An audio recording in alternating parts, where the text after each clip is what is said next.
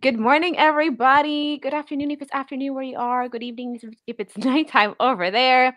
Welcome to another episode of Disney Collectibles Sunday.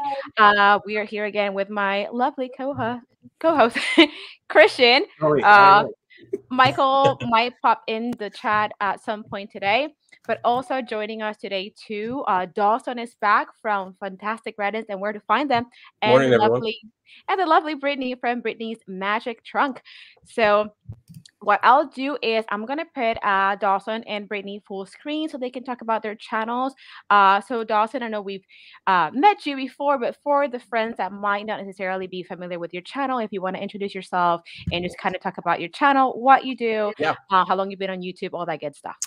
Awesome. Yeah. Good morning, guys. Hope you're all doing well. Like she said, my name is Dawson. I was here a couple of weeks ago. Had a lot of fun. So thank you, Mel, for inviting me back. But my channel is primarily based around all things Harry Potter. We do a lot of unboxing videos when it comes to subscription boxes such as Accio, LitJoy, and then we're about to start unboxing the Wizarding Trunk box here on my channel. We also do a lot of collectible stuff. So really into the Noble Collection items. If you don't know who they are, they basically make replicas of all your favorite movies, Harry Potter, Lord of the Rings, things like that. So collect a lot of their stuff. They're the ones that make the wands and stuff from the movies.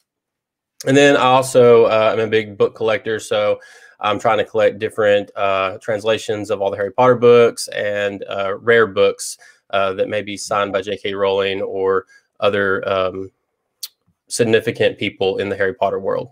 But that's pretty much what I do here on the channel. And then, of course, I do that with my daughter, Skylin. She pops in and out of videos. She's not in every video because she's not very a big YouTube fanatic yet. She likes doing certain videos, but other videos, she hasn't found her lane, I guess, and how to talk the way she wants to talk. So she gets embarrassed. So she primarily is with us on like unboxing videos. But yeah, that's my channel. Now, Dawson, are you guys also a Disney household? Do you guys like Disney as well? And if so, which one is your favorite Disney movie or character? Yeah, so we love Disney in this household as well. We don't do a whole lot of collecting Disney, but when it comes to collecting, we're a big fan of The Nightmare Before Christmas. I collect a lot of Nightmare Before Christmas stuff. And then I don't know if it counts, but Kingdom Hearts is Disney. So I'm a huge Kingdom Hearts fan, and that's a video game for those of you who don't know. And so I collect a lot of Kingdom Hearts stuff. I actually have a shelf right here, and it's all dedicated to Kingdom Hearts. Well, that is pretty amazing, and Kingdom Hearts definitely counts. I see that you're wearing your brand new Gryffindor. Oh, yeah. Shout out to Mel. Shout out to Mel. Thank you so much for going and getting this. Mel, those of y'all know, she went to the Wizarding World. Has it been a couple weeks now? Yes. And she picked this up for me. So thank you, Mel. I love it. Yeah, no problem. And then Brittany, you're gonna go full screen now. So Brittany, if you want to talk about your channel, how long you've been doing YouTube, what you do on your channel, and of course the last question is gonna be, are you a Disney household, favorite Disney movie, favorite Disney character, all that good stuff. All right. Well, good morning, everyone. Thank you, Melly Mel and McDorks for having both Dawson and I on your channel. This is my very first time doing the live stream, so I'm very, very excited to be here. It's a tad bit early for me to be up on a Sunday morning, but hey, anything for y'all. So my channel is mainly like Dawson's, with Harry Potter themed. I do some unboxings, but I really want to delve more into crafting, especially when it comes to Harry Potter. I think it's fun to do. It's a way for people to express themselves, and I find it very therapeutic. So I definitely want to bring more crafting into my YouTube channel. I've only had this channel for just a few months, maybe since July, August. I think my first box was unboxing the Wizarding Trunks bi-monthly box, but that was for August. So yeah, I've only been on just for, a couple months, and I'm having a lot of fun. It's a lot of work, but the Potter community is a fantastic community, of course. And I'm just so happy to have the opportunity to have met, you, Dawson, McDorks, and I'm just really excited to be here. And so yes, my household does, love Disney. We're not into collectibles at Disney here. You can see in this room that we're in, we call it our nerd room. So we've got Star Wars back here, Harry Potter, and on this side we've got Game of Thrones and a little bit more Harry Potter over here. And but yeah, we still are big Disney fans. I guess you could say Star Wars is falling under Disney now. Huge Marvel fans too. I mean, like, Marvel is life. I'm just saying. And I think my favorite Disney character, I really love, oh my gosh, there's so many to narrow down, honestly. But my favorite Disney princess, that's probably easier to say, is Princess Aurora from Sleeping Beauty. And there's just so many movies. I mean, I can't narrow it down. I actually do really love WALL-E. I love WALL-E. I think that's such a great movie. But yeah, so that's me. And, thanks again for having me on. Absolutely. I mean, I feel like we talked about this before, but have you guys seen the movie Johnny 5, Short Circuit, back in the 80s? Oh, yeah. Been a long time, but yeah. Don't you think that WALL-E looks like Johnny 5? Oh, of course. Yeah. Absolutely. Christian, have you I don't know who that is. Christian! Oh my gosh. Well, you need to watch Short Circuit. It's a movie from like the late 80s, if I'm not mistaken. The main character's name is Johnny 5, and he looks just like WALL-E. Like, literally just like WALL-E. Just like, like real life WALL-E.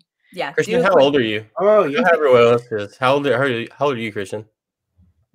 I play the guessing game. It's fine. Oh, the guessing game. Whatever, Christian. I'm older than you. You can go ahead and say it. I'm 31. Okay, so you're about my age then. Okay, all right. Yeah. I turned 32 this year. I'm so excited because hopefully we're going to Disney. We're planning on trying to go to Disney around December. Yeah. Woo! That's exciting. That'd be fun. Yeah, so before we get into like the collectible news like we typically do, Disney and Harry Potter news, I do want to say hi to everybody in the chat.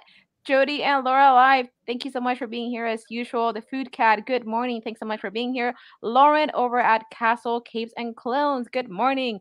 Nadia, aka Little Monster, thank you so much for being here. Who else am I missing in the chat right here? I think I saw. Oh, Travis, of course. Travis, good morning. Thank you so much for being here. Food Cat, I think I already said that. Christine over at Magic Wishing Star, good morning. Thank you so much for being here. And Timothy Rainwaters was here early at 10:58. Good morning. Thank you so much for being here. So let me see, trying to catch up here in the chat. I know who it is. I never watched the movie, I will admit it, but I've seen like the trailers and stuff like that. I think they used to play it all the time on Warner Brothers when they used to play those movies on Saturday mornings. Who, Johnny 5 from Short Circuit? Yeah. Mm-hmm. Okay. Alrighty. So let me see something real quick. I used to watch that movie a lot as a child. You know what? I used to cry during that movie. Yeah, I can see that. I can totally see that. It's been a hot minute since I've seen it, but like, yes, I can. Because, and then, it's just like a major squirrel moment right now. But I know there's a moment where like Johnny 5 gets hurt and he's like trying to like make himself come back. And then they play that song and said like, I need a hero. And then he's like, I'm coming back. Like these buffos are not gonna get me down. Oh my gosh, that is such a good movie. And then if you guys love WALL-E, you need to watch Short Circuit because that is like the live action version of WALL-E, which kind of makes you wonder, did Disney steal that idea? I don't know. But we're not gonna start firing shorts at anybody. Are we starting drama already? No. You guys can make your own conclusions or decisions or opinions on that once you watch Short Circuit. But as usual, again, we do the week in review here. We typically start Monday through like yesterday or to today, but we're gonna do things a little bit backwards because I think the biggest news this week has been we have a preview of a Disney Key Advent Calendar. I am super excited for this. As some of you guys might know, I have been collecting the keys for a while. Christian has been collecting some of these keys as well. And when they started with these, let me go ahead and make that full screen. Here we go.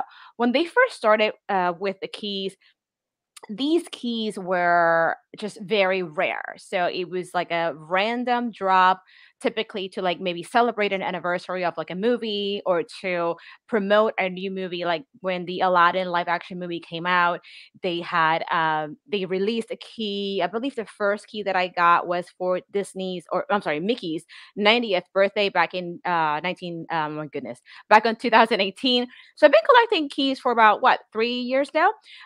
But you know, because they started becoming a little more common, I just kind of decided to kind of really just narrow it down to the keys that I really want. I mean, I don't even know how many keys, 30 keys, 40 keys. It's ridiculous. So I decided to kind of narrow it down to just the ones that I wanted. And then this week, there's I want to say he's a cast member. His Instagram handle is Jedi Story. So he has been teasing uh, pieces of the advent calendar that's to come. The first tease that he had was actually just the tray with the little stockings. The second tease was just like these first four keys, and the third tease was just these other keys right here. So I just kind of put them all together into one picture just to kind of have, you know, a better picture of what you know, just kind of bring everything together. So it should be 12 keys. So far we have just 8 of those keys, so there's 4 more keys that I'm assuming at some point maybe he'll just give us a little teaser of that. But I think it's a really cute idea. I am assuming these are going to be miniature keys because I mean, how big is this tree really going to be? But I thought it was really cute. I really like that they would be going in these little stockings. I think it's just absolutely adorable. I think this is something that I might actually want to get because I never thought this was actually happen. So far, I don't really care for any of the characters that are kind of pictured here, but just the idea of having a key advent calendar just seems really neat. I have no idea what the price is going to be on this. I am guessing it's going to be no less than $50, but I'm going to go ahead and ask everybody what you guys think. Christian, I'm going to start with you. And good morning, BDF. Thanks so much for joining us. What do you think about this? Is this something that you would go for? What do you think the price is going to be for this? All that good stuff. I really do like it. I think it's a really fun way to, you know, get keys as well with the stockings. Like it's very, very Christmassy with the ornaments and everything. I am really contemplating whether I want to get it because I really like it. I really want it. I just, you know, I have so many advent calendars planned for this year. Like I want the Lego one for Harry Potter. I also want the Funko Minis from Harry Potter as well. And there was one more that I just saw recently, and I'm just like, I don't know. There's just way too much. So if I were to get it, I'm not going to do one by one, maybe. I'm just going to probably take them all out and hang them on the tree. But price point, I'm not too quite sure. Would it like be like $80 maybe? I can see that. I mean, I would see it being no less than 50 for sure. And you're true. You know, I mean, you're right with what you said. I mean, there are so many cool advent calendars that are coming out. Like you said, the Harry Potter Lego advent calendar is already out. The Harry Potter Funko advent calendar, I think, is on pre-order. And you know, they're gonna come out with a Disney pin advent calendar. So I have to brace myself for that because I think last year's calendar was $200 or $250. So I don't know. I'm kind of I want to get this because I think it's cool, but then I gotta see what's gonna happen with the Disney Pin Advent Calendar. But I think $80 would probably, you know, that does seem like, you know, like it could be likely to be around that. Dawson, what do you think about this? You have any thoughts on this? Any idea what the price could be for this? Actually, I have some questions, and then I have comments. So now on this, is this going to be like your other advent calendars? Like, is that tree shaped like in a box and you open those up, or do those like fit down inside of those stockings? So Or right how's that now, working? so right now we just have kind of like the art preview of it, you know. So I don't really know exactly how it's going to work, because again, this cast member, or I'm assuming he's like an Imagineer, he just kind of teased these pictures. I'm not quite sure how this is going to work. Um, so I'm assuming I have no idea. I was gonna say I'm assuming it might already be kind of pieced together and then you just kind of open each stock in each day to reveal a key. Hmm. With the Disney pin advent calendars, they've been coming in like this little, almost like a little chest made out of like cardboard, and then you pull out each window, or not window, or drawer, and then you pull out a different pin every day. So I am thinking it might all already be just put together, and then you just, you know, pull each stocking, or pull a key out of the stocking every day. Right. So I'm not too sure exactly how it's going to be, because so far we just have just a little, just really the artwork. I don't know if the advent calendar itself is going to be out of cardboard like they've been doing um with the Disney pin advent calendar. As you can see, it's just like a digital version of it, so it's not Right. like an Yeah. actual Yeah. picture. So Yeah. I'm Because not too the sure. way it's like set up, it almost looks like it's like a display, So Mhm. that's why I was wondering.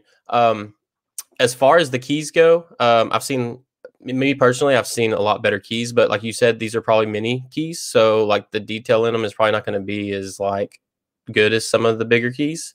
I really like the Buzz Lightyear key.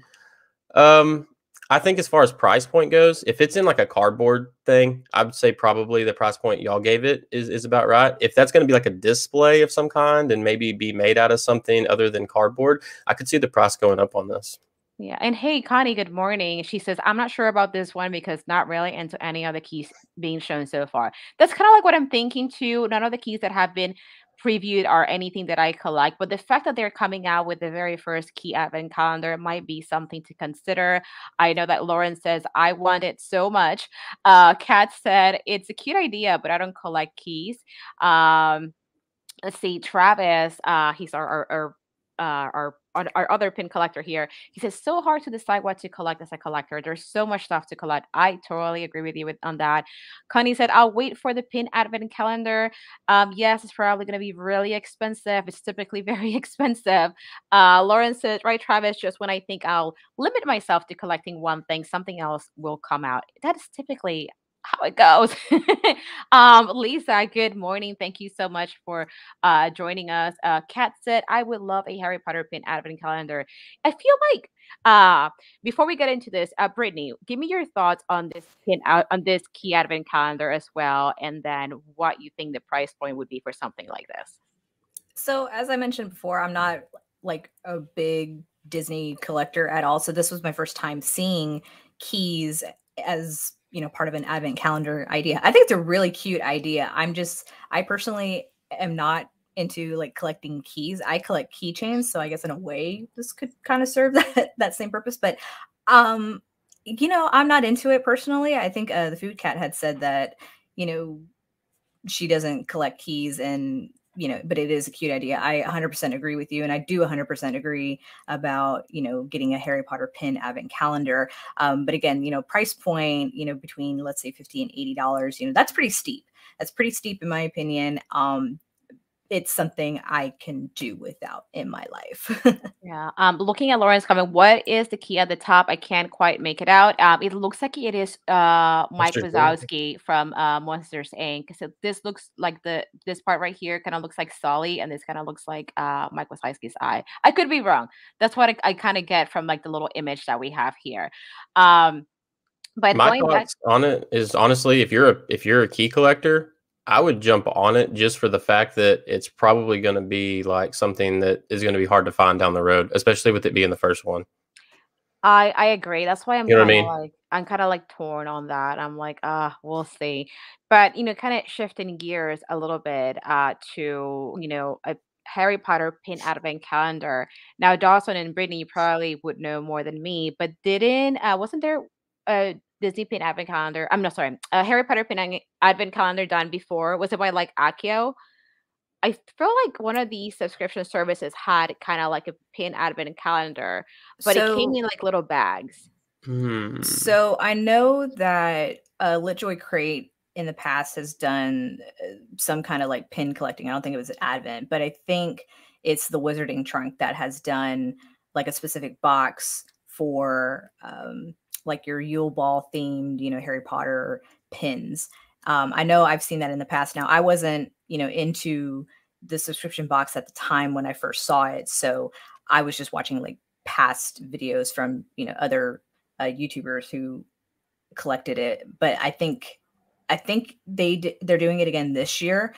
I think that subscription box has closed, if I'm not mistaken. I'll have to double check. But again, just the price point for me, like it's something I can do without. Like I'd rather put that money towards something, that I really, really want. I do like collecting pins. I've recently started collecting Harry Potter themed pins, but I want to say for sure it's the Wizarding Trunk that has done the Advent pin calendar thing. So I remember seeing the Putter Collector opening it, and it came in like a little box, and each one was in like a little pouch, like a little velvet bag or something, if I remember correctly. So I do remember seeing this from like last year. But yeah, that was this little squirrel moment. Kat says that I will collect keys if they do a Harry Potter flying key advent calendar. What that could be interesting. Yes, 1,000% yes. Bitjoy does a Harry Potter key set, which, in my opinion, is amazing. Yes, they are a little on the pricier side. But they are very they are on the pricey side, but they're very like we're talking what, like around $40 depending on the key. Yeah, they can typically like 30, about I'd say like $30. Now there's some of the bigger keys like Hagrid's key that came out. That was like a bigger set, and it came with like a big key, and it came with like 3 other keys. Now that one was like pushing like $60 for that key. But those keys, like we talked about it before, they're going for like, what were they going for? $150 to $200 a key online on eBay. Yeah. On eBay. Yeah. Which is insane to me. Yeah. But I agree with you on that. So yeah, that was our first like little piece of I guess news I want to talk about. Is again this we got the first tease on Monday. We've been getting teases of, little teasers of these little keys up until yesterday. So yeah, I'm really excited for this. So hopefully Monday, because Monday is like a big day for like item previews on Shop Disney. So hopefully tomorrow we'll get a little more information on this. But kind of going back to as what we do, the week in review. So I'm gonna get you guys a little dizzy here. So sorry about that. The first thing that I actually wanted to show was something that we got on Monday. So we actually had, I didn't even know these were still a thing. We actually had the Vinylmation Walt Disney World 50th anniversary tray. So instead of getting them individually, you got the whole tray for $360. It came with 24 packages randomly assorted with one complete set of the series plus one chaser. Now this sold out pretty much right away. So this is like the little case in which they would come in. I don't really care for Vinylmation, to be honest. I know that they were popular a while back. This is definitely not for me. Definitely not something that I would pay $360 for to get 24 of these little things. I don't know. Not into it. Christian, what do you think about this? They look cute. I do not collect any of those kind of figures, and that's a very high in price. But they are cute. I will give that, and I do get the whole vibe that they're trying to give off, at least with the whole 50th anniversary. But a definitely hard and very hard pass for my bank account. Yeah, no, thank you. Yeah. What do you guys think, Dawson and Brittany? I think they're cute. That's something like not something I would personally go after. My kids would probably really love those. But they're not going to get them for $359. I'll tell you that. That is a steep price. Yeah, I mean, they're selling you the full tray. So this is for someone that really wants to try to collect them all, or maybe someone that wants to sell them. Definitely not for me. What do you think about this, Brittany?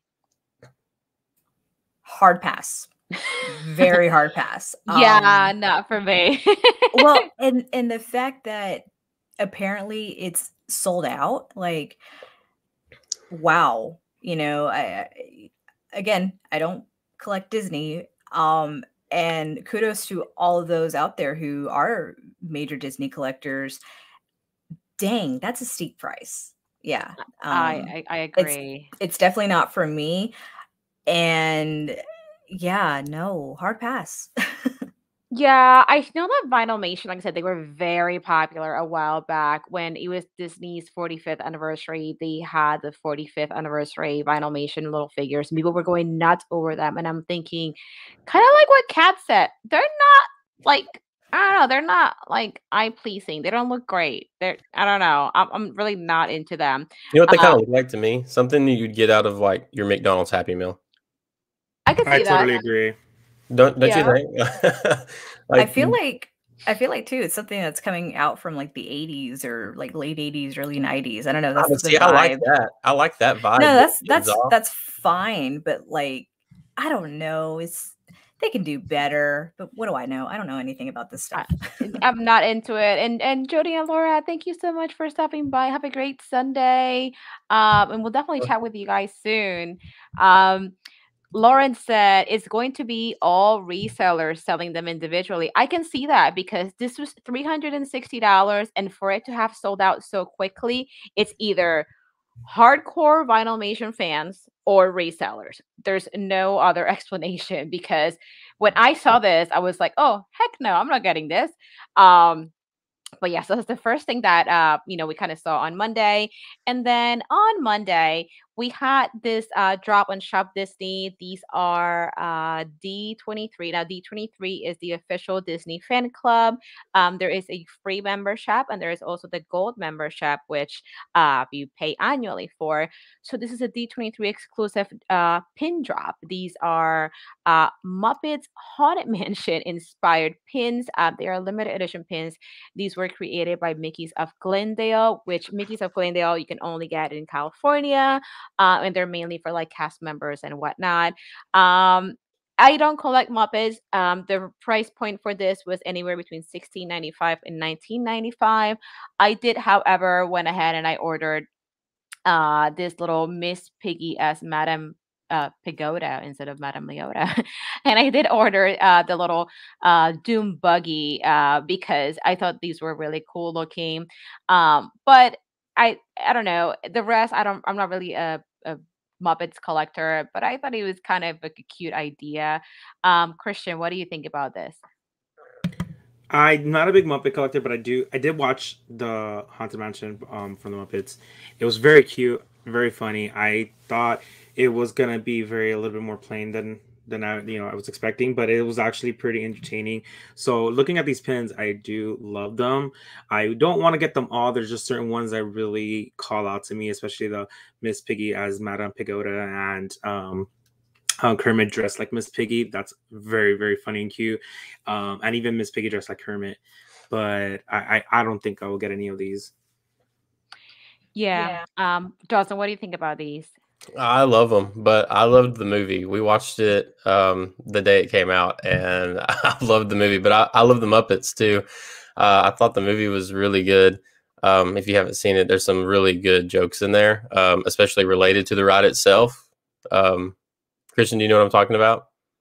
I want to say yes, but maybe when the voice comes over about staying seated. Oh yes, that they have like a lot of breaking the fourth wall kind of a way, kind of like insinuating certain things about the ride. But that's funny. Yeah, it's very good. So I think these are cute. Not something that I would probably buy, but if I was into like Disney pin collecting, I would go for these. I really would.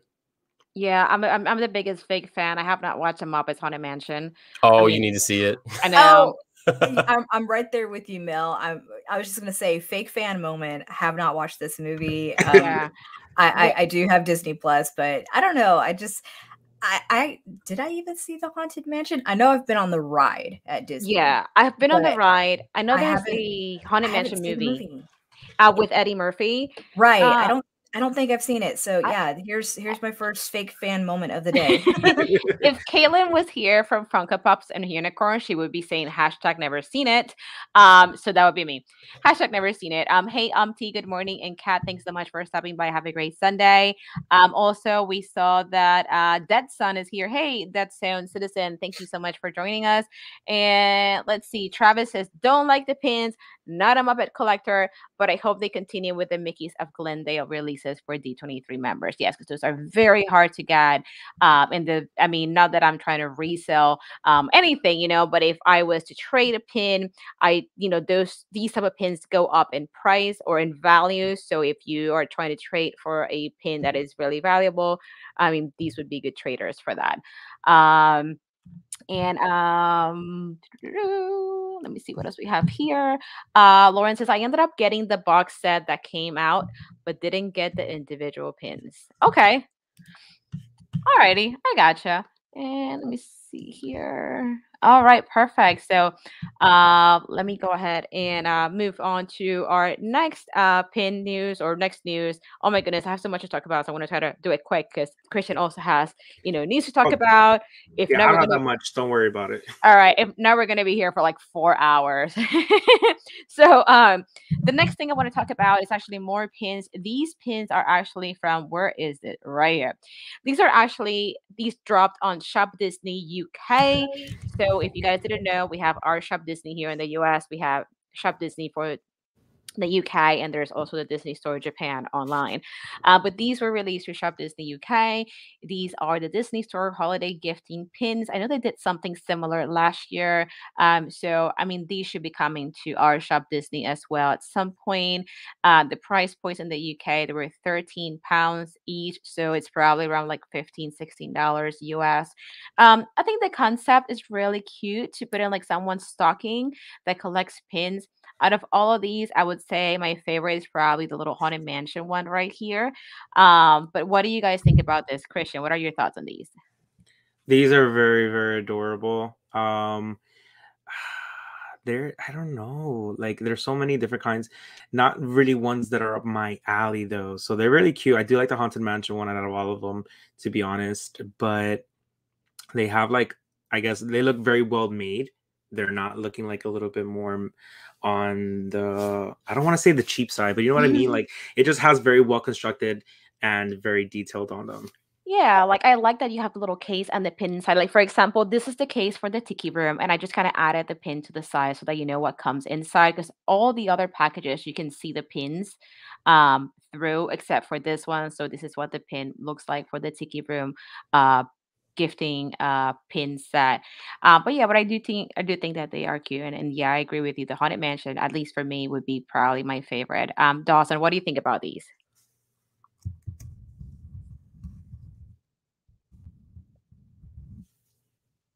Are we muted, Dawson? Sorry about that. Yeah, so like Christian said, none of these really speak to me other than the Haunted Mansion one. That one looks like it's pretty cute. But I think that for a Disney fan, that this would be like a good gift to throw in to any Disney fan. I really do. Yeah, Especially pin collectors. huh? Especially someone that's like collecting pins. Yeah, and going back to you, Christian, I see your comment all about the packaging. Yeah, like the more I look at it, it's just like I like them. I just wish it was something that I really, really would love to get. That I'll be more crazed about it. But like I said before, like it's the details and everything that's gone into it. I mean, the packaging is always everything. It's part of the experience of getting anything from, especially from Disney. Everything is a magic moment. So when they do their packaging, I feel like that's very, very important. I think they did a good job with it by putting the details and everything on for every single package. Yeah, that looks really good. The packaging. They I killed it on that front. I agree, especially like the Dumbo one where it looks like a little popcorn, like a Yeah. little. Yeah, that one's Yes. so cool. Yeah, Brittany, what are your Yes. thoughts on these? Is that one your favorite, the Dumbo one? Oh my gosh. And Dumbo's not my favorite Disney movie by any means. I mean, I think I have a soft spot for elephants in general just because my aunt loves elephants and she, watched Dumbo with me all the time. But y'all know I'm a graphic designer, so packaging to me is everything. And hello. Yeah, no, Oh, we're listening. okay, good. I was just like, what happened here? Yeah, packaging to me is everything. And the fact that like the creativity that goes into packaging in general, I mean, that it in itself tells a story along with the pen. So when you have good, like a companion piece to the pen that you're wanting to, sell, of course, I think that really speaks volumes. And I really absolutely love the Dumbo one as well as the Peter Pan one, with Big Ben in the background and Starry Night. It's really cute. It's really appropriate. And the dimensional with the tiki room is really, really cool too. So yeah, I think I would buy this solely just for the packaging at this point. You can hang it on your Christmas tree. Oh my God, you're right. Yes. Dawson, you're still here. Oh, we lost Dawson. No. Okay. technical difficulties here. Bear with me. But let's see here. Oh But my yeah, god, such a fake fan. I just realized what the top left. I've been trying to break my head. What is that? It's the rabbit from Alice in Wonderland. Alice in Wonderland, yeah. I'm telling you, I'm such a fake fan. Wow. I did not even realize. I'm like looking at it. I'm looking at it. I'm like, why does it look like something that I would know? yeah. And Dawson, welcome back. Sorry. Yeah, I don't know what happened. I got booted. I was just messaging you like, yeah, just go back on the link that I sent you earlier. But yeah, I mean, I think we can all agree that packaging is like a big thing when it comes to Disney, Harry Potter, just really anything we get. Packaging just makes that item that much better. I think it's as well. When any interactions that we have with people or going to a store, it's the experience that we remember. I've working in retail for a long time. I've had people many times will be like, the customer service or the fact that you guys had this and the way you guys had everything organized makes me want to come back more here than going to the one that's closer to my house. Like, it's the experience that people get that they want to keep on coming back for more. So when you buy something, especially if it's online, that, you know, you don't really get the experience to go within the store. So the packaging delivered to a customer, them opening it is gonna bring them back for more business. It's gonna make them want to get it because the experience of opening something they really, really want, and then with the packaging is very, very nice and detailed, it just adds more to that feeling. It's gonna be more sentimental. It's gonna be more of something that they can remember, and they're gonna want to come back and then come back. So packaging, it literally is everything. Yeah, it definitely adds to the experience, makes it or more like a well-rounded experience. Catching up on the chat real quick. Price point for this, Lauren, it's not on our Shop Disney just yet. This is just on Shop Disney UK for now. It's 13 British pounds, so that'll probably be roughly around like $15-16 US. Lisa's asking, how long has Brittany been streaming? So I think Brittany answered that question, but if you want to also kind of chime in on that. Yeah, so I actually just answered in the chat that I've been on YouTube since August, so I'm a newbie here. And actually this morning I just hit 70 subscribers on my channel, Woo! so that was exciting for me. You know, small victories, right? But yeah, I've only been on since about August. Nice. Which is awesome. I mean, I think we can all agree here that getting to the first 100 subscribers feels like it takes forever. Can you agree? Do you guys agree on that, Dawson Oh and, yeah, and Christian? for sure. Very for sure. It's a little bit of like a reach, but once you get there, I feel like you not only start getting more attention from people because I guess your name is more out there, but you start feeling more confident, more comfortable in what you're doing. At least for me, that's what happened. I was kind of like out of it, of like doubting myself if I've been doing things correctly, of how I'm saying things. Do I look ridiculous on camera? Because you're talking to a camera. Like, remember, you're talking to a camera. But with time, I guess when you reach that milestone, you start like at that time, you start realizing like how easy you are now becoming and doing everything instead of like trying to find your groove. But yeah, the 100, congratulations. Absolutely. Yes. You'll be there in no time. You're doing so well. I mean, 70 subscribers in what, 2 months? Basically. No, I mean, 100. She has 100. You're gonna see. yeah. Speaking it into existence. Yes, like I mean, I'm telling you, yeah, those first 100 subscribers, for me, it was just so like it felt like it took so long. But Christian is right. Once you're finally there, it's like it just I don't know, it feels like the channel grows quicker. And I'm gonna be 100% honest. Like, I did this for me. You know, I didn't do this necessarily just to, you know, have subscribers or to, you know, make it big or anything like that. Because that's, I mean, it's quite ambitious, of course. And I did this for me, you know, because obviously living in this pandemic for the last, you know, almost 2 years, I've been working from home for the same amount of time. And it's just me and my dog at home, you know, 24/7, basically.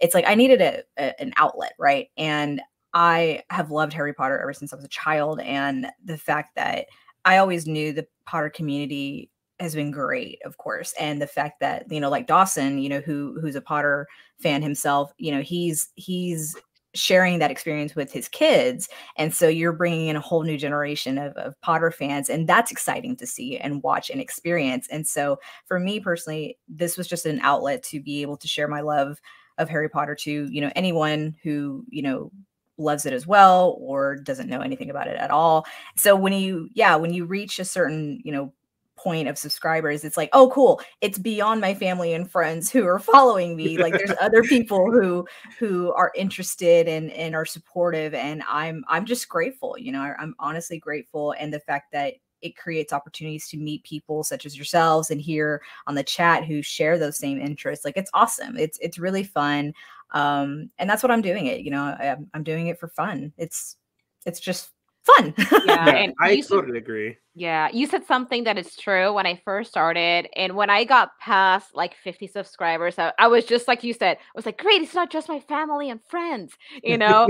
It's not like, oh, it's not like my brothers, like it's not like my brother or like my brother-in-law and like my husband, you know, like there's other people that I don't know that are subscribed to my channel that are actually interested in you know, watching what my content. So I totally know how you feel, Dawson. I mean, do you also agree that getting to those first 100 subscribers is like a little tough, but then once you're there, it just, you know, gets easier?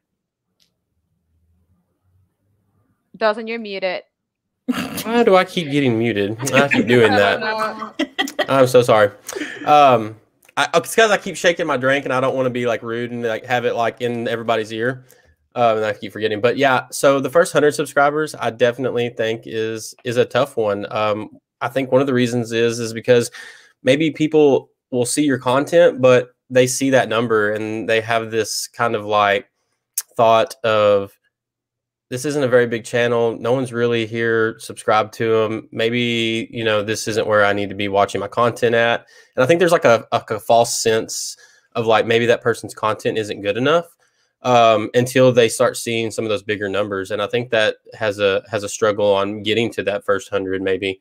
And then of course, just getting, you know, multiple videos out there. That way you are able to be found a lot easier, I guess. Because it's all about the algorithm, right? Yeah, absolutely. But yeah, I'd say the first 100 is very hard, and even the first 1,000. If you're going for that, I mean, it takes a long time to get there, and you know, and so some people, you know, get one good video and they'll blow up overnight, and then others, you know, it's a struggle. So I commend anyone who sticks with it and, you know, grinds weekly to put out good content, and it pays off for them. And like Brittany said, you know, I don't know about everybody else, but it's not about getting big or anything like that. I've been on YouTube for a while now, and it's something as an outlet. It's something to do. It's fun. I've always loved like editing and filming and doing things like that. Me and my sisters, we used to like film like little short videos, and I'd edit them and everything and just like goof off, you know? So it's just, that is like satisfying to me, just to be able to sit down. It's almost like therapeutic in a way, just to sit down and work on the computer and edit. It's just fun to me. And if it makes someone's day better and I'm able to put out good content that they enjoy, then, you know, that's icing on the cake, really. Absolutely. I'll have to definitely agree with you on that. I think since we're talking about like the channels, I will just put everybody on camera. Hey, so I completely agree with you on that. On everything you said, it's like an outlet, it's therapeutic. Yeah. And you know, also when I first started my channel, I did it because, you know, I've been a Disney pin collector since 2015, and then I started putting stuff on my Instagram. And you know how Instagram would only limit you to like 60-second clips or 59-second clips if you were going to do a post. So I felt myself a little limited if I wanted to show some pins. So that kind of that's what made me want to start a channel, so that way I can share more than 60 seconds with people that enjoy pins just like me. Hold on, my phone was ringing, so I had to stop that. So that's how I started too. And then just to kind of catch up on the chat real quick, I know that Aurelio was here, so you know, thank you so much for stopping by. You know, Aurelio is here. I'm sorry.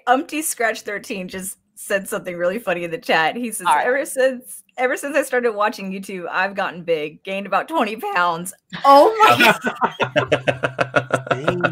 Hey, it happens. It's like the freshman 15, it's like the YouTube 20. If you guys look at how we started versus how we look now, we have, you know, it's not the lighting, it's not the camera that we got better. It's the fact that, you know, camera does add 10 pounds, but let me tell you, I will have to agree with you on that. So yes. We ourselves out of the next 20 because I feel like we've kind of gained weight. So I blame it on the pandemic. Let's just blame it on the pandemic. COVID life is rough, right?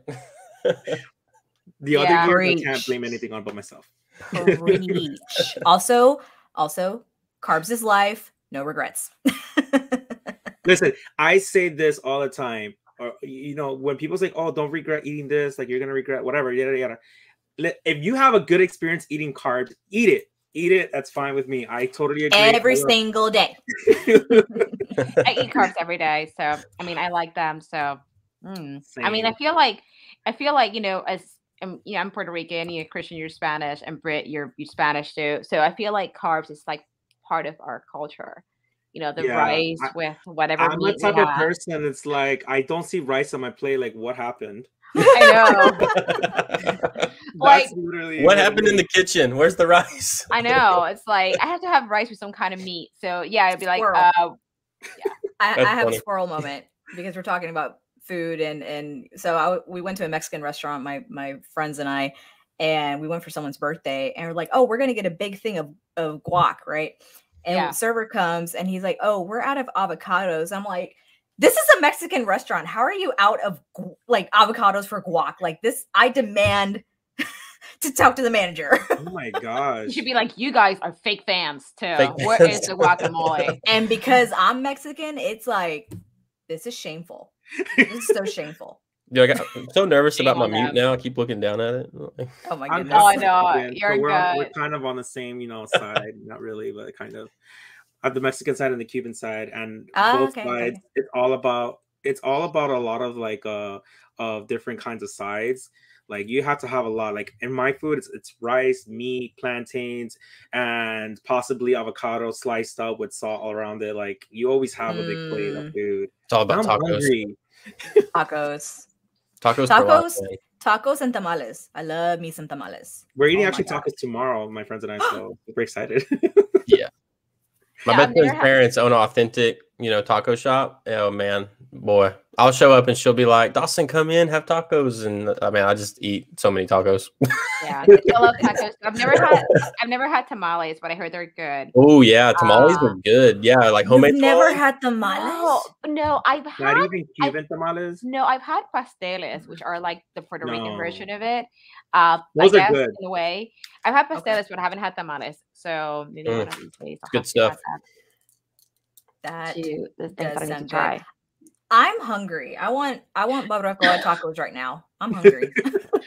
So yeah, either get people on these jelly beans.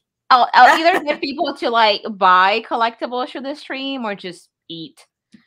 So just to kind of catch up on the chat real quick here, Connie was saying, I totally agree. I do my channel just for fun too, and also have met so many awesome people like everyone here. Oh, thanks, Connie. So yeah, I also started it for fun. You know, everything else has just been icing on the cake.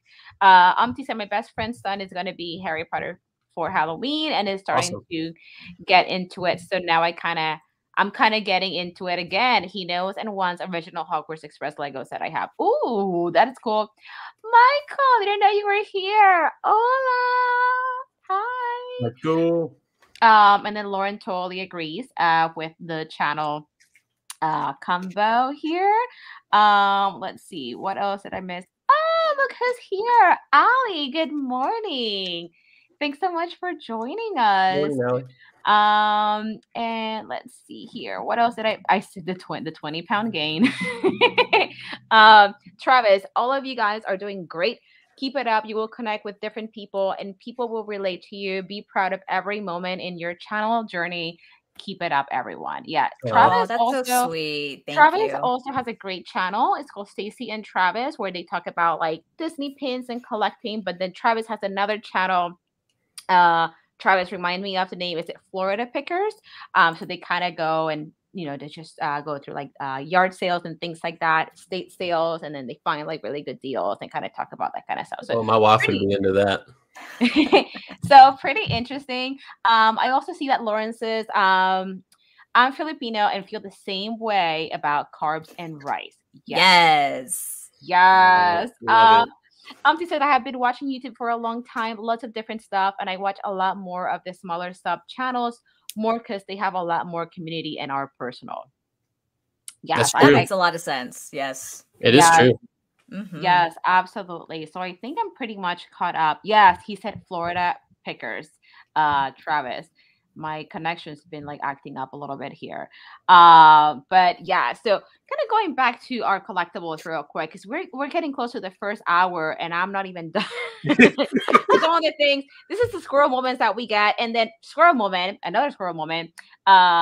Next week, I know that a lot of us really love Harry Potter. So, on today's stream, we have, a treat for you guys, Dawson, and of course, Brittany, which are, big Harry Potter collectors, and they have amazing Harry Potter channels. But next week, spoiler alert, Ali from Magical Ali is going to be here, and Tabby from Gryffindor Bookworm. So super excited to have them here as well.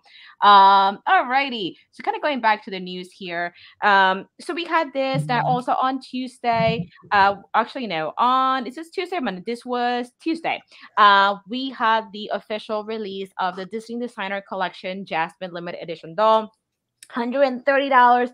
Kind of pricey. Limited edition of 9,800. I mean, 9,800 is a lot for that. Just don't make it limited edition. Those are a lot. And I mean, definitely not something that I would get. I don't really care for the look of Jasmine here. I don't think she looks like Jasmine, to be honest. I have gotten some of the Disney Designer Collection dolls before. I have 2 Belle dolls and 1 Ariel. Not for me. The one thing that I thought was kind of odd is that these also dropped on Shop Disney UK. It was supposed to come, the dolls didn't come with a pin, but they were also supposed to release a pin. The pin got released on Shop Disney UK, but it's not available in the US just yet. I don't know why. I'm assuming it's just like a supply issue. But as far as this doll, I know a lot of people were into getting this doll. There's a big doll collector community out there, but this is just not for me. Christian, thoughts on this? It's very pretty in the sense of like the colors and the print and everything. It just does not give me at all Jasmine vibes. And again, they're going based on things that goes on the culture and stuff like that. So maybe I'm a little bit uninformed on why they selected this kind of design for this collection piece. I'm not too quite like sure why, but I just don't get Jasmine out of it. Not a fan of this collections that they have coming out, but I will give it that it is a step up. It's pretty. Now, $129.99. I don't know her.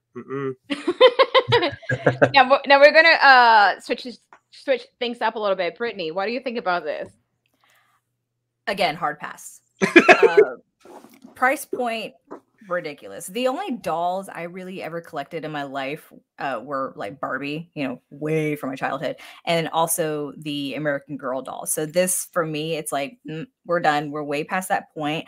And like what Christian mentioned, because I was curious too about the choice of attire. Is this more culturally based for the region that Jasmine and Aladdin would have resided from? And I think that's, what is that, in the Moroccan area at Disney? I'm just trying to remember, like at Epcot or whatever. But yeah, I maybe it's just ignorance. I don't know anything, about it. But for me, this is just a pass. Yeah, pass for me too. Dawson, thoughts on this? I'm assuming this is a pass for you too. Yeah, it is. Yeah, I'm a big Aladdin fan. It's Aladdin's probably like one of my favorite like classic Disney movies. And I don't understand the choice here. Like y'all all said, it may be like a cultural thing and I just don't know it. But it doesn't really look like Jasmine to me. And my sister used to collect dolls like this along with the Brittany, you just said it, the American Girl dolls back when she was younger. But yeah, I don't know. This would be, if I was a fan of collecting these type of dolls, which I'm not, this would probably be a hard pass for me. Yeah, I agree. And Brittany, Lisa wants to know a little bit more about your channel. She was asking if it's just Harry Potter. I do see that you just responded. So yeah, Brittany does Harry Potter and crafting, and once in a while, some non-Harry Potter related things from time to time. So yeah, definitely. Brittany has a really fun channel, so definitely guys check her out. Caitlin, you're here. Good morning. We were just talking about you earlier with the hashtag never seen it. So another thing that I wanted to show real quick, just kind of trying to roll through this real quick, because I'm not even halfway done. So the next thing we have, this actually dropped on Tuesday as well. This was already announced, I think last week, but it's finally available on Amazon. These plushies are part of the Disney Treasures from the Vault. These are the Toyland Soldiers plushies. It's a pack of 2, as you can see, $39.99 available now on Amazon. Not for me, just because I mean I think they're cute, but just not for me. I could spend those $40 on something else. I don't know. They're cute though, but not for me. I know that Caitlin was into them last week when we were talking about this. But what do you guys think? I mean, I really do like them. I'm actually contemplating whether to get them. The only thing that's stopping me from pulling the trigger is that I am very. It's hard to explain, like, because I'm such a hypocrite. Because my Funko Pops, I keep them all out of their box, but packaging like this one, I like my Mickeys from last year, I don't really like to open them. So the only reason why I would want these is to display them for Christmas. So I don't know if I were to get them, I really have to make that hard decision to actually open them and take them out of the packaging, which makes me very cringy. I don't know why. I can understand that. Dawson, what do you think about this? Don't let my mom see these because she's going to want to buy them. Oh my God. I was just thinking the same thing as my mom. Yeah. So for Christmas, if you're going to take them out and display them, I think these would be, really cute to have. I love Christmas. I love decorating for Christmas. And I don't think people decorate enough for Christmas anymore. No. But that's a different story for a different time. But yeah, I think these would be cute for displaying in the house somewhere for Christmas. But like Christian said, I don't know. These, I would find it hard to maybe take out of the box. Yeah, Brittany, what do you think about that? So yes, the only reason I would actually get these, and I'm okay with price point and all, because this is like limited edition, quote unquote.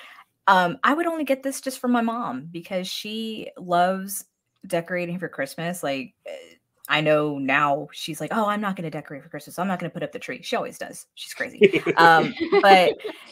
But I really, now I would want to know how tall these things are. And I don't know if anyone has that information, but I think either way, in the box, outside the box, I think these would display beautifully for Christmas. And it's such a classic, time in I of course think like the Nutcracker or whatever, but like, I think they're just so cute. And I would actually pay money. I would pay the $40 to get this. I know Christian is trying to come through with the facts. I want to say they were around 14 inches tall, but I could be wrong. And hey, Mama J, good morning. How'd you know that I was coming through with the facts? Christian, because I know you. You always come through with the facts. I got it. Are they 14 inches? It's 14 inches. And to pay it, I understand $40 is a little bit like, whoa, but honestly, collecting a lot of the plushies, I feel that's a very good price point, because not only, if you want to think about it, it's $20 each, but they're 14 inches like tall, so that's over a foot. Plus you also get a display box that comes with it that is very, very nice. And I feel like the way that's been detailed, $20 each, if you want to say it like that, I think it's very fair. I wonder if these have like rods in the legs or something to help them stand up. Just Dawson, get out of my head. I literally was just thinking the same thing. I was just thinking plushie, and it'd be hard to stand up if it doesn't have some way of, oh, there's my wife. Hello. Hey, Kristen. Good morning. So glad you made it. Good morning. So, Disney, if you're listening, Christian always has, some like great ideas. Like he said, he's trying to also sell these plushies to everyone here. So, so Christian, Disney, if you're listening, hire Christian. Also, honestly, please. Like, I don't know what you guys are waiting for. You got my YouTube channel, my Instagram. Do you want my phone number? I know, right? Do they have your address? I mean, maybe they'll just pop up one day. Oh, okay. Not playing. Fair. I try to work there. I'm actually trying to, but if nobody knew, Michael did get a job. He's actually starting this Saturday. So yeah, so exciting! That's exciting, Michael. Congratulations! Congratulations! Yeah, I've already said that to Michael, but I gotta, now that we made it public. Yes, Michael, I'm so excited that you're gonna become that you are a Disney cast member now officially. Now I have my Disney connection. Oh my gosh. Lisa, good morning. Thank you so much for joining us. So we saw this, and then also on on Tuesday, I think I totally skipped this. But on Tuesday, we also had the Loungefly pin release. Loungefly has been releasing these mini jumbo limited edition pins every Tuesday. This past Tuesday, we had this really cute limited edition of 101 Dalmatians 60th anniversary lenticular enamel pin. Now, this is just the box right here. And of course, this is the pin. I think it's adorable. It's super cute. I am not a Dalmatians collector, so I didn't get this, but $25. I feel like these pins are fairly priced, being that they are box pins. So if you don't want to take them out of the box, you can just display them as is. They are mini jumbo pins. They are interactive one way or another. In this case, these are lenticular pins and limited edition of 1000. It's very, very cute. Just not for me because I don't collect it. But Christian, what do you think about this? Again, the same with you. I think it's very cute, very fair. The way they look, especially the packaging, is very nice. I'm happy that they kind of involved more of the packaging with what's going on in the pin, because I feel like the Halloween pins were very nicely done, but they kind of felt like they were disconnected from what the pin was. So I like that the fact that they added Dalmatians to kind of connect and go with the storyline, and as well go with the background of the pin, to give it more of a whole storyline. But the pin itself is very cool. I like the fact that you can move it around. The lenticular gives you two different things, like if it's actually watching TV. Very nicely done. Very big fan of Loungefly, but not a fan of 101 Dalmatians, so I did not get this one, nor do I plan on to. Lauren once said, he says that I definitely want the Dalmatians pins. I do collect it. Brittany, what do you think about this one? So first off, the whole mini jumbo pin is such an oxymoron. It's so crazy to me to hear that. I know. But no, so I do love 101 Dalmatians. I haven't, well, no, I take that back. I did watch it recently. I did watch Cruella too. Sorry, squirrel. But great movie, by the way. Yes. I love the fact that this is lenticular. I love seeing things that are lenticular just because you can do so many things with them. And the fact that they're, watching their favorite show on the TV, and we have what was his name in the front? Rolly. He's like, "But I'm hungry, mother. I'm hungry." He's just so cute. And this is really cool. $25. Yikes. But again, it's lenticular. Y'all say it's mini jumbo. Still don't know what that means. But the fact that there is a quality to it that makes it a little bit more interactive. Price point wise, it's probably appropriate, but way too much for me. So the mini jumbo, Travis, if you want to chime in on this in the chat too, because Travis is my other go-to pin person here. So mini jumbo is because these are bigger than a regular size pin, but they're not quite as big to be a jumbo. They have jumbos, they have super jumbos. I have a pin that is like 14 inches long. That is a super jumbo pin. So in the Disney community, that's what they call them. This would be a mini jumbo. So it's bigger than a regular pin, but it's smaller than a regular jumbo pin. So that's why they call them like a mini jumbo pin. Travis, correct me if I'm wrong on that. But I thought they just call them medium. Huh? Because that's not as cool. Well, why don't they just call them medium? It's like going to Starbucks. Couldn't you call we it get a vente? Call it a medium. Like, it's not small, it's not medium either. You got that pin in a venti? Do you want me to show a pin? Like, Brittany, have you seen a Loungefly pin before? Like this kind? No, I have not. Let me put you full screen. Not in person. Not in person. I've only seen them like, oh my. Is that a mini jumbo right there? Yes. Yeah, so I have a few of them. So this is the one I was talking about. Like, you see how they don't really kind of involve the background with the pin itself. Like, I don't see any of these characters or anything that goes with this pin. That's why I was saying like this one was the 101 with Dalmatians did an awesome job. But that's how they are. They're kind of big, but they're very cool looking. That's the reason why Mel has convinced me to buy them. If it wasn't for Mel, I swear. She's a bad influencer. I'm just a bad influence on everybody. I would have been $100 cheaper, like hundreds and hundreds of dollars cheaper. Yeah, but by the way, I need that Hocus Pocus pin, by the way. I know. I was just going to say the same thing. It's very cool. I like the fact that it slides, but it's the glitter, everything's to die for. But to be honest, I'll pick it up. But to be honest, I probably have over 20 of Loungefly pins. So if you multiply that by 25, you already know. Mm-hmm. Yeah, I know. They definitely add up. Oh my god, that is so pretty. So I need this. cute. Oh, that's the one that you just recently. Did you just recently unbox that one? Yes. Okay, So yeah. I remember it slide. moves back and forth, right? Yeah. I love that. That is Ooh, I can find fantastic. it. There it is. Yeah, that is super cool. And like you see, they're bigger than a regular size pins, but they're not as big as like the big jumbo. So that's why they call them mini Got it. jumbo. This one's my favorite though. I can't show it now because my lights are on, but it glows in the dark. All of Minnie She's and the face, sparkly. and then she kind of hides. Oh, Oh, that's so cute. adorable. I like that. I love the interactive side of these pins, which is cool because it's difficult to do, I feel, with like the smaller pins, but the fact that, you know, because you're working with more space and what have you, you have that availability to do that. So that is really cool. So I'm guessing price point wise, this again would be quite appropriate.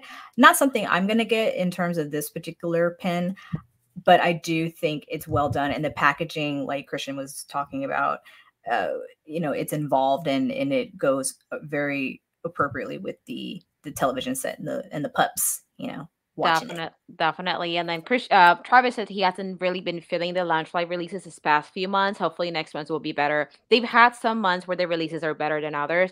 This month, luckily, there wasn't anything that I collect, so saved some Same. $25 there. Or technically, I Not saved like complaining. yeah, technically I saved like 33 or $34 because their shipping is like $8, which is crazy. Kaylin says, don't do the math, please. You're gonna make me start doing the math on my own collection. I don't want to think about that. But you know what? Squirrel moment. They have had some Harry Potter Loungefly mini jumbo pins as well. I'm trying to see if I have a box here of one of them. That's actually coming out this week on our channel. We finally get to review some of the Loungefly Harry Potter pins that we haven't been doing in a while. I haven't realized that we haven't really done any Harry Potter in a while on our channel, and I feel like we need to do justice this week. Yeah, they've I was just say that's blasphemy. Like they've had what 3? They had like the oh my goodness, the the basilisk. I think that's the first one. They had that one as a mini The jumbo in like a Hogwarts box like castle. this. Yeah, the Hogwarts castle, and then they had also the Hogwarts castle with like Hedwig. It was 2 Hogwarts castles, right? Yeah, I think one of them opens up Yeah. and then you get to see the inside of like the floor plan of what it, you know, in a cute way, like the Funko Pop people. Yeah.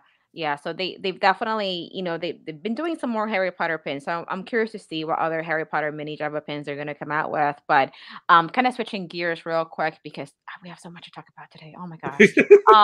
So Wishables, oh my gosh, this is like a big topic, and there's a lot of Wishables collectors. We talked about this last week, I believe. We were talking about the ones for the 50th anniversary. So the Snow White Wishables, I think they were delayed on the release. So these became available on Wednesday. They typically call this the Wishable Wednesday. I think it's supposed to be the first Wednesday of the month, but I don't think the first Wednesday of the month was last Wednesday, so I'm not sure what happened there. But these are $14.99 a bag. So this is what the bag looks like. So they are kind of like mystery bags. So you don't know what you're going to get unless you start filling out the bag. So these are the known ones. You know, you'll get, you know, the Evil Queen, and then you get some of the dwarves. But then there's like 4 chasers or chases of this. And then you also get a completer, which comes separately, which is Snow White. So $14.99 for this, and then the completer, which is this one right here. So you can buy her on her own. And she is also $14.99. But what do you guys think about this? About the Listen, Wishables? What do I'm you guys rolling think? up my sleeves right now because I'm how mad I am. I don't understand them. So they have them up for price. Was it $12.99? And then on the 50th anniversary, they raised the price to $14.99. We were kind of questioning, is that like a permanent thing, or was that just because special thing event going on for the 50th anniversary? So now I'm seeing it's just plain old Jane right there, $14.99, just going to be a regular price. Why? I don't get that. They're not big, and they're adding more of these chasers, so people are going to have to buy more to get them all, but they're also limiting of how many you can buy. So I don't get it. Yeah, these definitely went up in price. It used to be $9.99. So I thought that just the 50th were gonna be $14.99, Same. but these are also $14.99. So that's a big price from $10 to $15 all of a sudden. I mean, that is a little ridiculous. I mean, I know Brittany, you're a little new to the Wishables and stuff, but what do you think about this? And hey, Cherie, good morning, good afternoon. So I feel like if Christian were to get any one of these, he's probably going to get the grumpy one because he doesn't like the price point of this. I mean, hey, that's cool. I would honestly be really upset about the price hike too, from $9.99 to $14.99. Yeah, not vibing with this either. Although I do think the dopey one is super cute and super adorable, and yeah, that's it. Dawson, any thoughts on this? Count me out. That's about it. Pass. Yeah, hard pass. Alrighty. So Connie said, I love that evil queen, but not a wishable collector. And then Cherie said, I know the 50th wishables are so adorable now. Yeah, I think Right. this like sold out quickly too, right, Christian? So we went to go check. I actually went with Jody and Laura, and we were fortunate enough to actually get a whole stand, which I can only imagine possibly that it was restocked because it was rumored, like you said, on Friday or Saturday that they were released. But we went on a Sunday, so they had a very good, decent amount, and we went around 5 o'clock. So I'm guessing they did restock, and it's probably going to restock again soon. So for that day, and this, I'm just going particular on that day, the moment that we got it, so 3 hours later, because we went to see a movie, we went back, it completely wiped out, like completely gone. And they had a very decent amount before.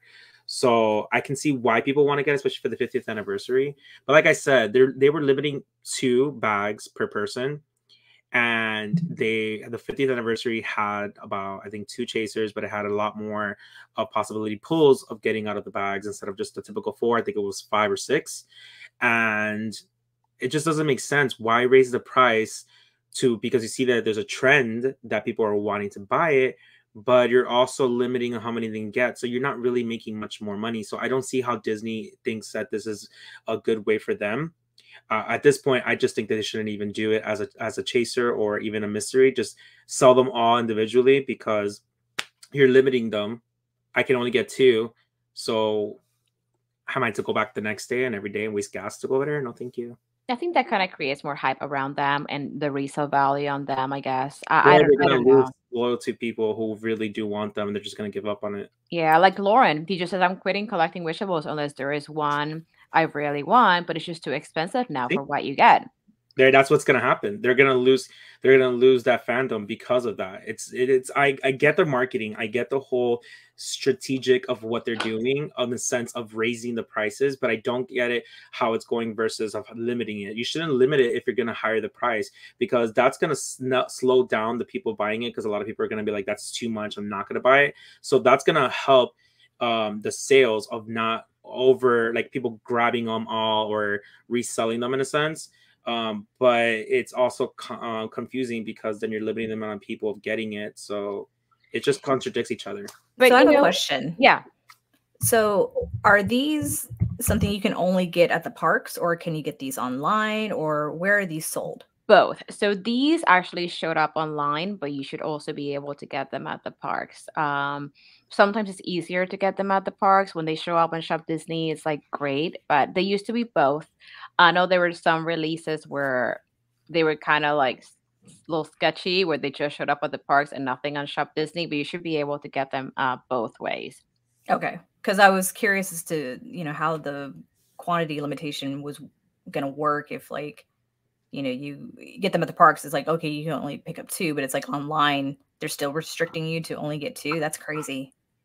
I didn't check online, but I'm assuming online the limitation should be about the same. Yeah. So, I mean, I don't know. I think that right now Wishables, it's just a little ridiculous. They're about the same price as a Nuimo, which is like another type of plushie that Disney has. So I don't know. I think they're getting a little crazy with these, and Yeah, I don't know. I've only had a couple of. They had a Wishable series, which was Coco, and I only got 2 of those. That I have. I got Hector and I got Ernesto, and then I got the full set for Beauty and the Beast. They had that, and I love Beauty and the Beast. But that's it for me. I'm not really a Wishable collector, but I know there were a lot of people really upset about the price hike, and also some dropping online, others not dropping online, and there's a big Wishable community, which I'm surprised. When the Wishables first came out, I was like, what on earth is this? This is just so dumb. But hey, I was wrong. People love these. So I have a question, and y'all may have already answered this because I had to step away for a second. But are these $14.99 a piece, like for one? Yep. No, thank you. Yeah, definitely no, thank you. And they're like the sign. They're like the size of a pop figure. They're not big. They're like about 4 inches. They're not that huge. You have one with you, Christian, for your full screen? I can get. They're right here. So they're not a mini jumbo. No, they're not. No, they're not a mini jumbo. They literally fit in like your hand. They're little. Wow, they are like crazy. No. See, when I saw this bag, I thought there may be like a few in there or something. Let's see. I see Christian's getting ready. I'll put you full screen when you're ready. Ready. So yeah, this is. I love that one. This is the out of the bag one, the starter. See, those are cute, but those are adorbs. I have the Beauty and the Beast ones. Oh, there's a lot of. Oh, look at that! Wow, you have a bunch. Oh yeah, we have more. Again, blame it on Mel and Lizzie. But you were getting these. But you were getting these when they were the $9.99 price point. Correct. Yes. We and then we stopped when they raised the price to $12.99 because it was just recent. It was like a few months ago that they raised it to $12.99, and then it was the 50th anniversary where the price changed to $14.99. Which again, like we were saying, we thought it was because due to the fact it was the 50th anniversary limited edition. Right. They're all limited edition, but it was a big celebration. So, but apparently it's the new norm. Yeah, which is crazy. It's kind of like hold on. It's kind of like when they raised the price on the mini ears. The mini ears used to be $25 at one point, and right now they're like $30-some. So they've been raising the price on items like little by little throughout the year. So I'm not truly surprised, but I am surprised as to how quick it went from $12.99 to $14.99. That happened really quick. And I hear no announcement. Like at least the other one, we kind of were more aware. This one's just like more of a shock. Has there been an uproar in the Disney community about it? Like, no, everyone's just accepting it. So we have another friend. Her name is Lizzie from LizeinDisney. She is a YouTuber from the UK, and she is also on Instagram, and she's mainly a plushie or a plush collector. I was talking to her recently about this, and she's like, you know what? I'm going to have to cut back on collecting Wishables because now they're $15 a piece, and then she gets her Wishables shipped to the UK from the US. So she's not only paying basically, a lot more for the Wishables, but also, shipping. So she was definitely a little upset over the price hike because now for her it's a lot more expensive. So, and it's like mystery, right? Yes. Yeah, see, that's a high price for a mystery item. It's a mystery item. So, no.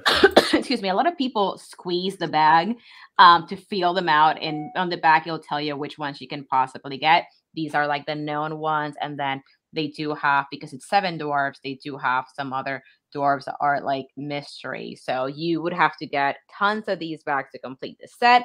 To me, I don't think it's worth it unless it's the only thing you collect, then go for it. But if you collect other things, I would say pass on this for sure. No, I'm good. Yeah. I'm good. Now, another thing that came out, excuse me, this was actually on Friday, talking about keys. That's smart. I really like this. It's the first time that I see that Shop Disney comes out with a key holder. Now, at first glance, it looks like you only have space for 5 keys, but you really have space for 11 keys. So 5 that can go on the inside, and then you have 6 hooks at the bottom. So this actually is 19 inches high, or I guess long. So it's not a teeny tiny box. So I put all the dimensions on there so that we know exactly how big this is. I have been using coin display cases to display my keys.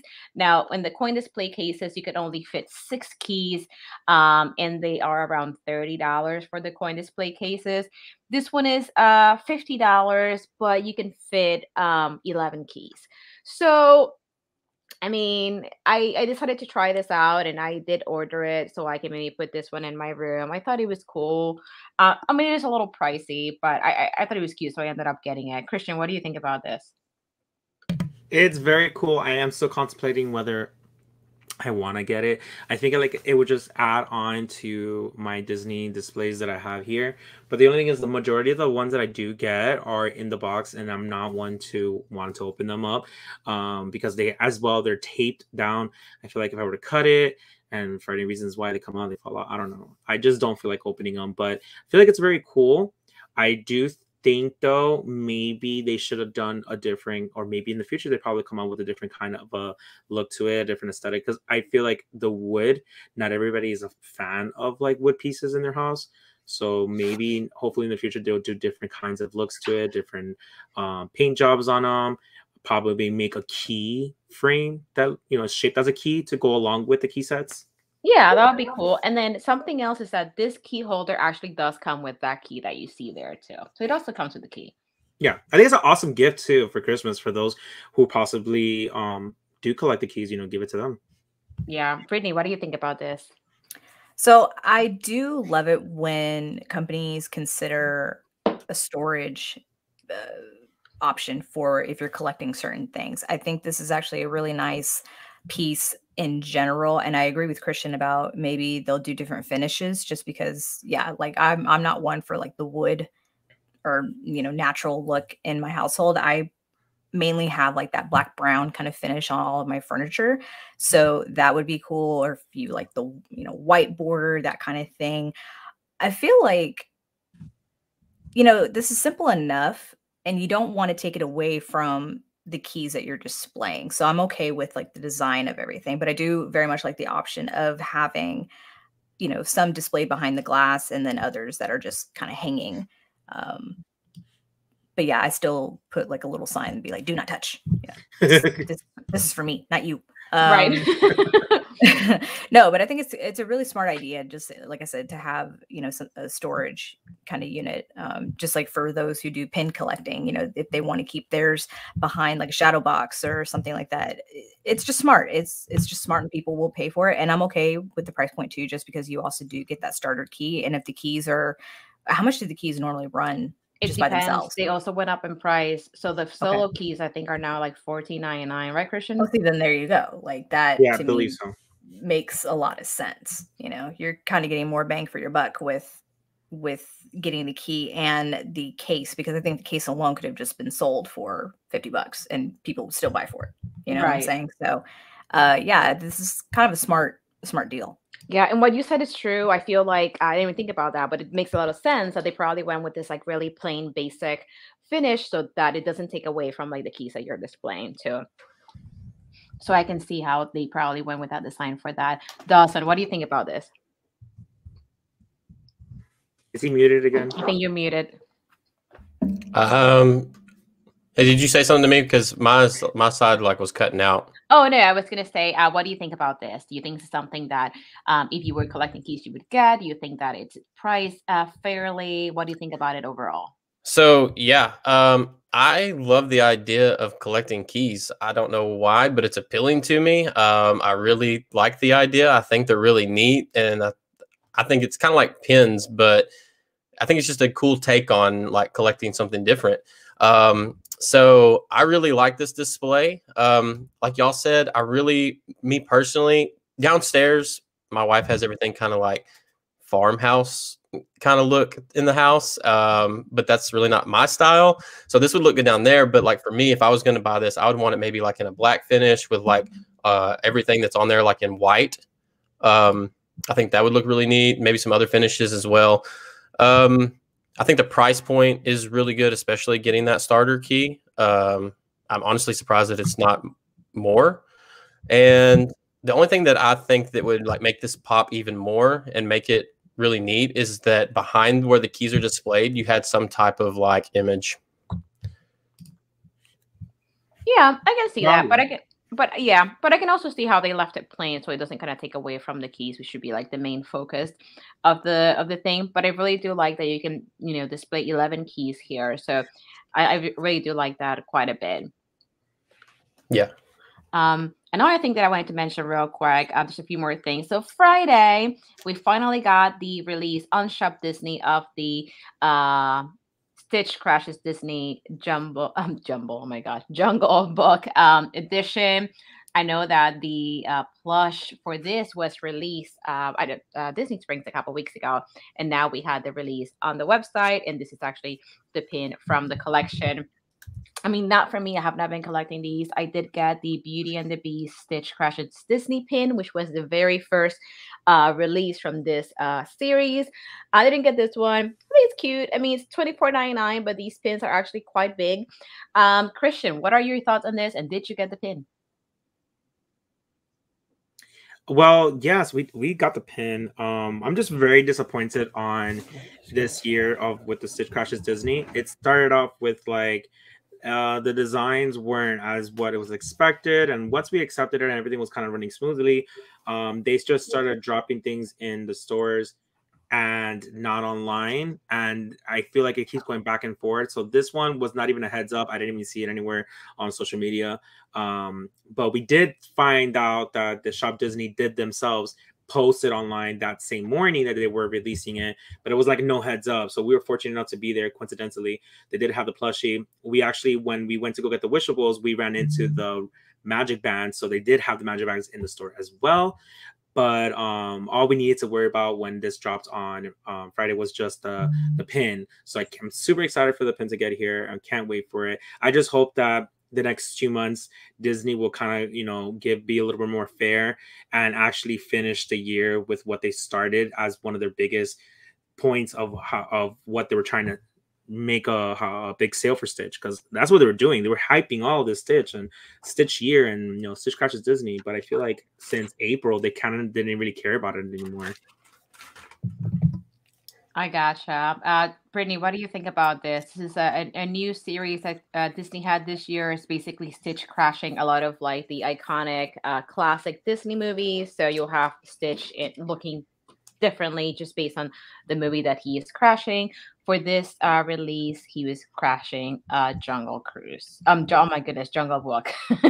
What do you think about this? You know, so this is my first time seeing it, and I've already said it. I'm not a big Disney collector of much, but I have a kind of a love-hate relationship with this particular concept, just because I love Stitch, and I used to love the Jungle Book as a child. I used to watch it like 8 times a day, every day. But now I can't stand the movie. So that's a little harsh, I know, but going based on what Christian had to say about when this whole concept was first introduced, and pretty much gathering that they haven't really delivered on that.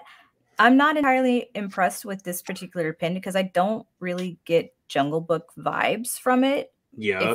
If the card wasn't, behind it, I would just think like, did Stitch like, okay, it doesn't even look like, it looks like a very specific plant to me, by the name of MJ. But I'm like, what's happening here? I don't know. It just doesn't scream Jungle Book to me personally. Dawson, what are your thoughts on this? Yeah, it doesn't scream Jungle Book to me. I think we looked at this last time I was on here, and we looked at a bunch of actually, I think you pulled up like all the past ones and we looked at them. And from what I've seen from the previous ones that they've done, this one kind of falls short for me. It just doesn't, like she said, it doesn't scream Jungle Book, especially when you see like the ones that were like Pinocchio and some of the other ones they've done that really like when you see it, you know what it came from. This one, if I seen this and I didn't know that it came from the Jungle Book, I don't think I would know it. Like that's the same kind of concept I was thinking about. They could have added, the clothing garment. I don't know what we call it, the underwear of the loincloth.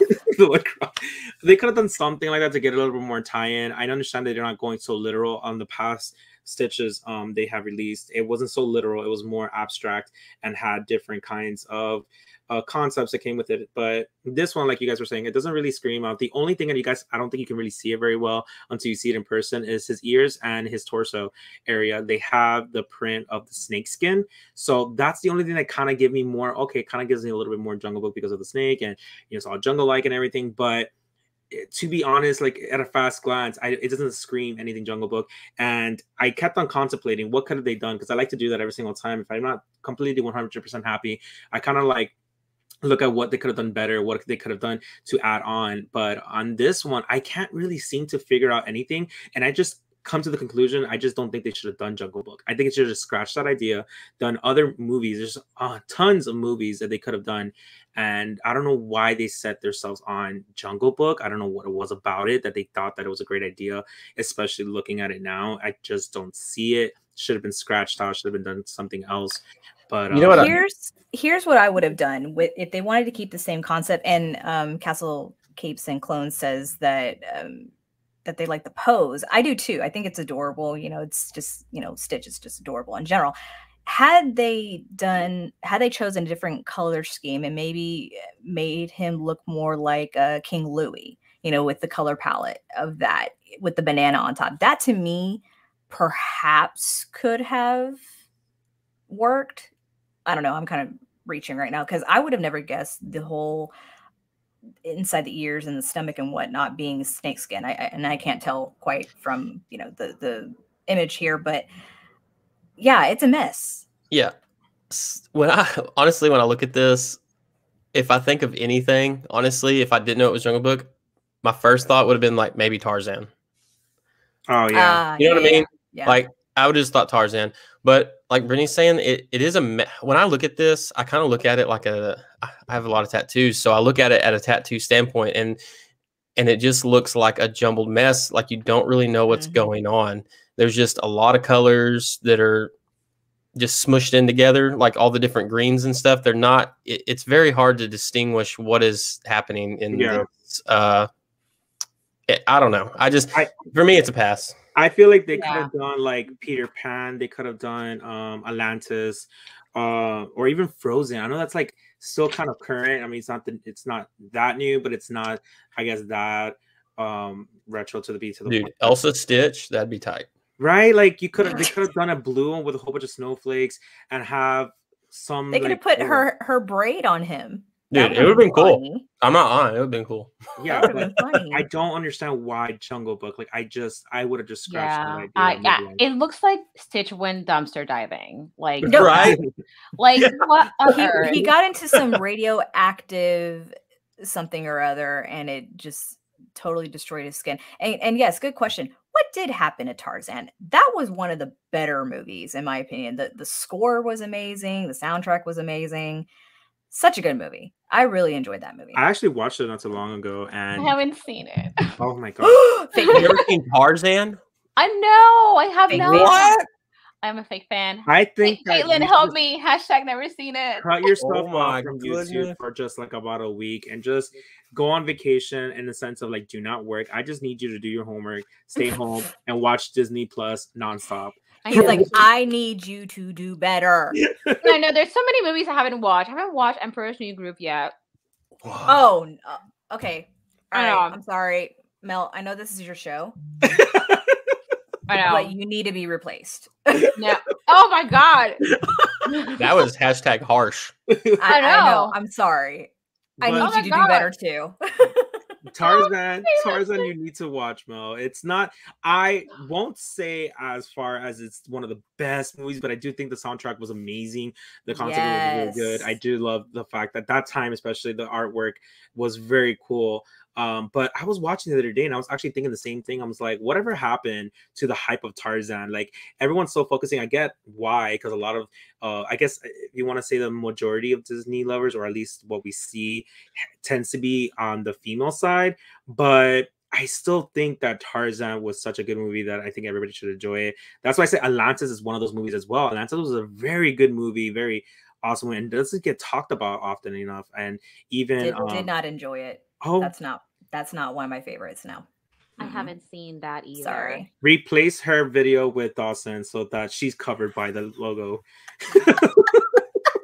Oh okay, my God. that was equally harsh too. I like it. I like mean. you, Christian. You guys I'm right are here. being super mean. It's the you see, Kaylin left me alone in this. She's like, "You're on your own." It's one of my favorite movies.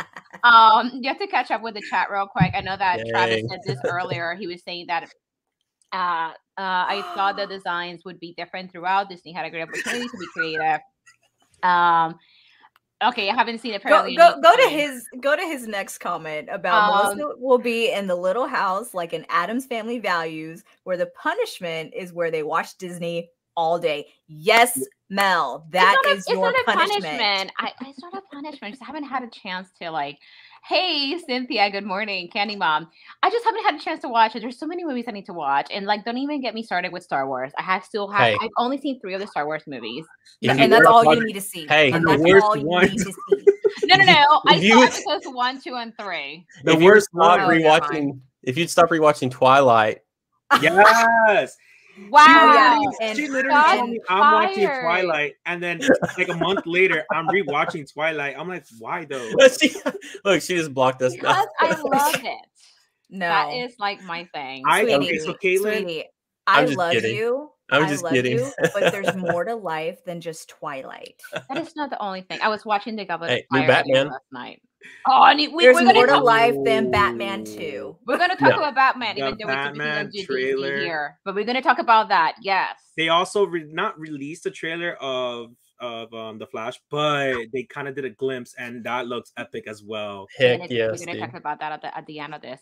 Typically, we don't do DC here, but going back to the comments real quick, I'll get the pin at the park. They have most of them there at Disneyland. Lauren, not excited about this particular pin, but I'm going to get it because at this point I want the whole set, which is what happens with us collectors. And then Christy, good morning. Let's see, Christy said, I mean, he looks kind of cute, but snakeskin, nope. Though I do have a soft spot for Stitch, so that's likely why I think he's cute. Let's see here. What else did I miss here? The Tarzan cartoon series, that was the best show, and it's not on Disney Plus, and I don't know why. I'm chasing after McDonald's toys. If you find Stitch, let me know, Candy Mom, because I've been trying to. I just want Stitch. I can't find. I have like 3 of them. So if you guys didn't know, the new Happy Meals at McDonald's have Disney characters for the 50th. They have 50 characters. Yeah. So. Yeah, too much. Well, so Funko Pops and Unicorns, she has a concept that every month they do a live, and it's basically everybody has to watch a movie that Caitlin has not seen. So whoever's invited to that, they have to watch it with her, and they have to talk about the movie and what they thought about it, and we get her opinion on it. So I think you should do something similar to that, as in watching a movie, but not a month. I think it has to be every week. One movie in this case, every day. Look, there's so many movies that I haven't watched. Like, yeah.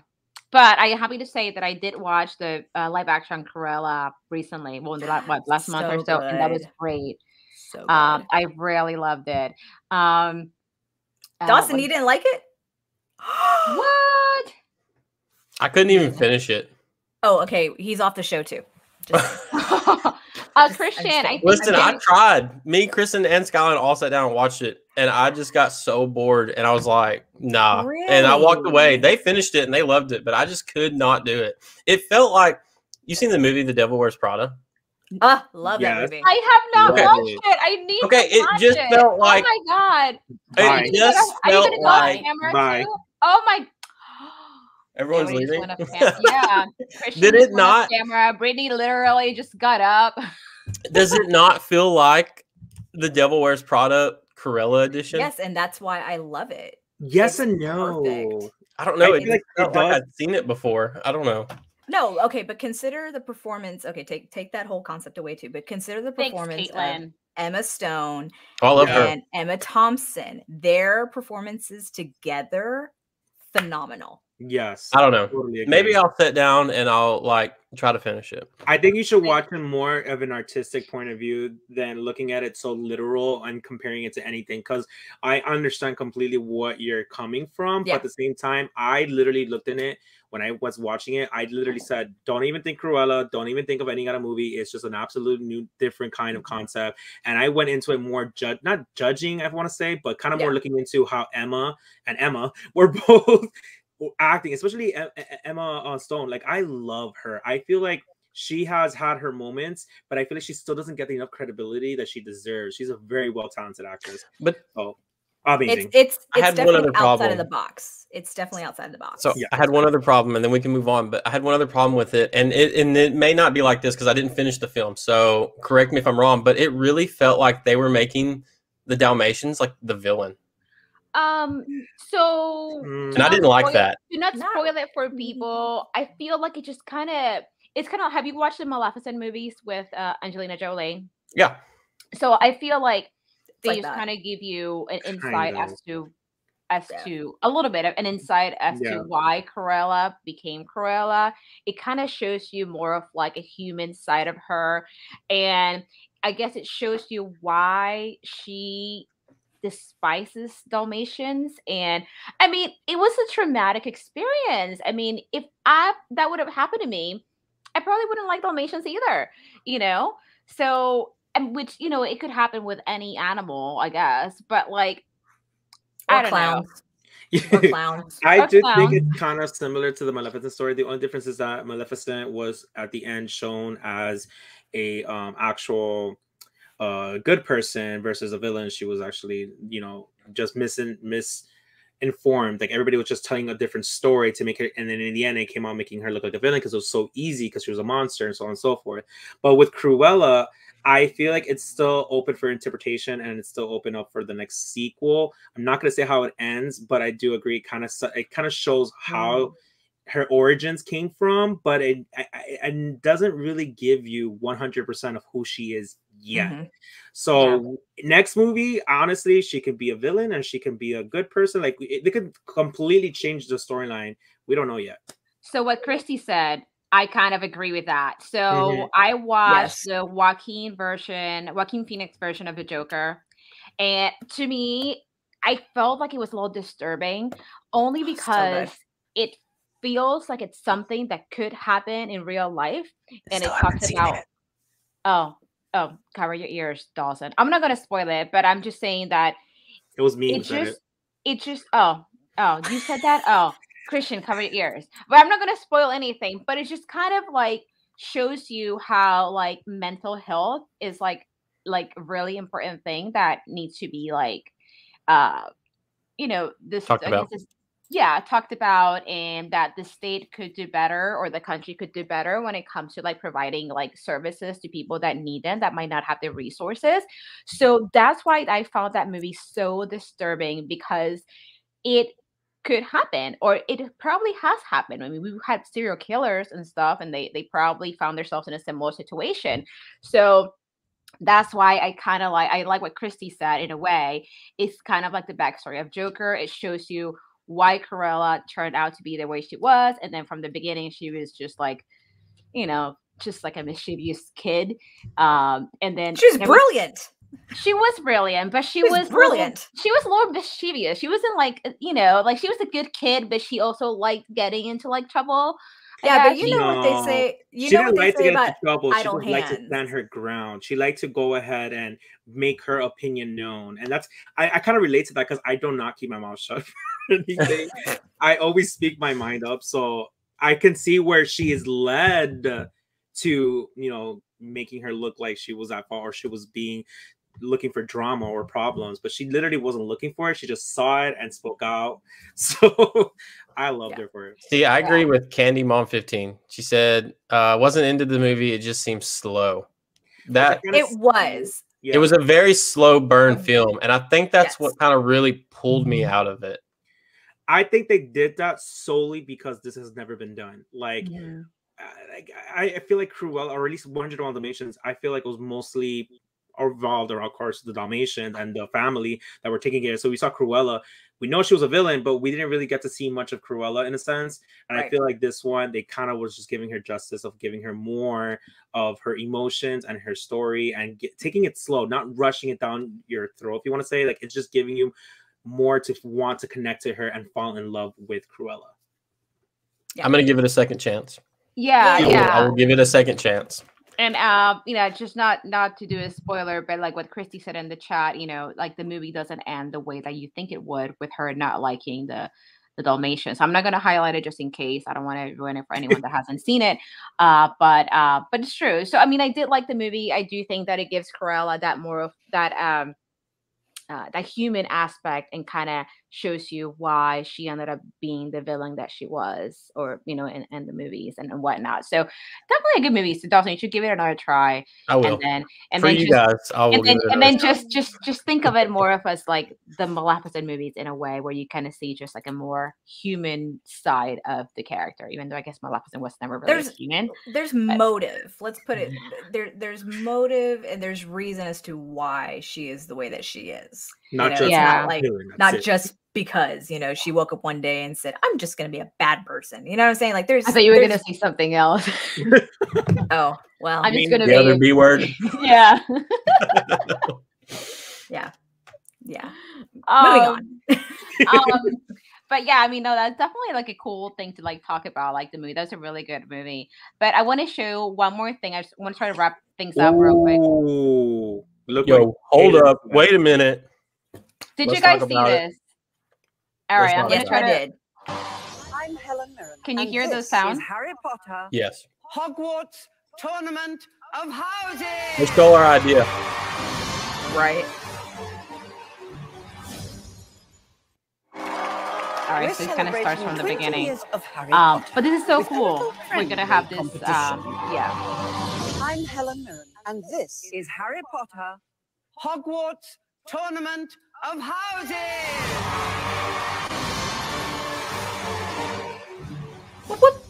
All right, what do you guys think about this? So this is starting on November 28th. It's a 4-part quiz show, and it's coming to TBS and Cartoon Network.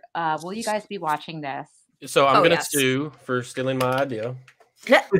Oh, sorry. So we're gonna start there. I'm gonna sue TBS, Cartoon Network. Not playing, but dude, I love this idea, and I am like excited they're doing this. I'm actually blown away that this is happening. Mm-hmm. Like what? Yeah, this is such a good idea, and it's going to be so fun. I'm intrigued to see more about it.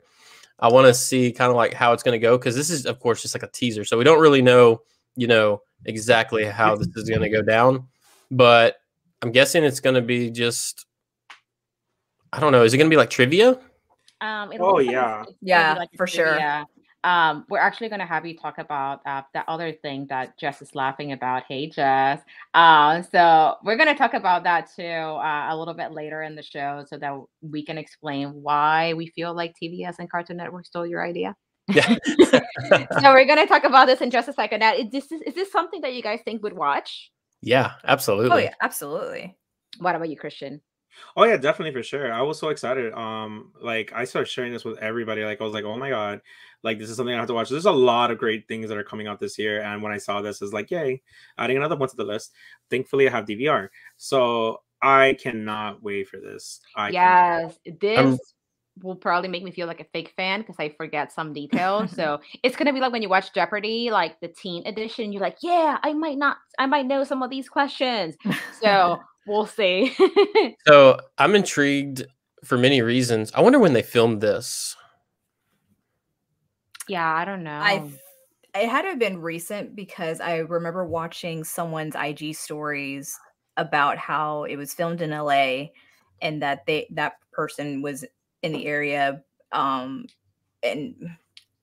I'm pretty sure it was pretty recent. It looks pre-COVID, which is why I was asking, just because of the no mask thing. Yeah, there's like absolutely no one. They probably did a thing, which a lot of concerts are doing now too, is that the only way you can get into a certain event like this is if you're vaccinated. Is vaccinated, actually, or agree to a rapid test on the site for an additional fee or something like that. Actually, as this is replaying, I think I do see someone wearing a mask in the crowd. But you know what? I can see how they could be asking for like your COVID shot cards, because squirrel moment, when we went to New York, last month, if you wanted to eat at a restaurant, inside a restaurant in New York City, you had to show proof that you were vaccinated, and you had to show your driver's license to make sure you're not using someone else's card. So pretty interesting. But I really hope they bring like the audience into it. Not the audience like that's there, but like the viewer at home, and make it to where it feels like you're participating in some way. Oh, okay. You know what I mean? More Like, interactive so for like like people at you home. can like maybe there's another question down at the bottom of the screen that you can answer, or before they go to a commercial break, they ask you a question, and then when they come back, you see if you got the answer right, or maybe you can like have X amount of time to guess the answer that they're asking to. I don't know. Somehow tie the audience at home, the viewer at home, into the show in a way that makes you feel like you're engaged in it. That would be really neat. Like if you have a number to text in your answer or something like that. Is that Yeah, kind of or something like that, where they like ask, you can like, send in it, and then they show on the screen like who got it right. Not right. like the percentage of who got it right, not actually who got it right. But that's pretty cool. It would be even cooler if they do kind of like a text type of thing, like you said, Brittany. But like if whomever answers correctly first, or however many people, they get a prize. Maybe you can get like tickets to something, or like a discount to go to like either Universal Studios or the Wizarding World, or if you live like in Europe, maybe some tickets for like the London studio tour, like something like that. Take me back. Have you been? I have. Oh my gosh, those are hashtag goals. I need to go to the London studio tour. That would be amazing. Yeah, it's on the list. Yeah, definitely bucket list.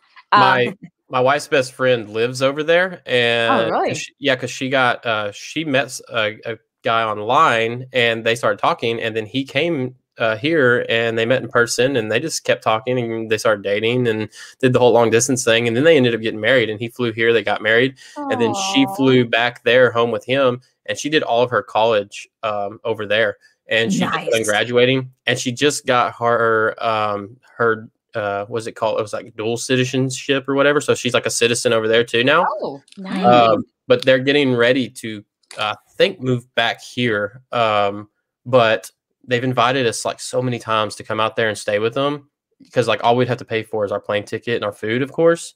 So like I'm regretting not doing it sooner, before like all this COVID stuff started, because like it would have been so cool to go to that. And I don't know when we'll get to go again. And next time they'll be probably living here, and we're not going to be able to get that free stay.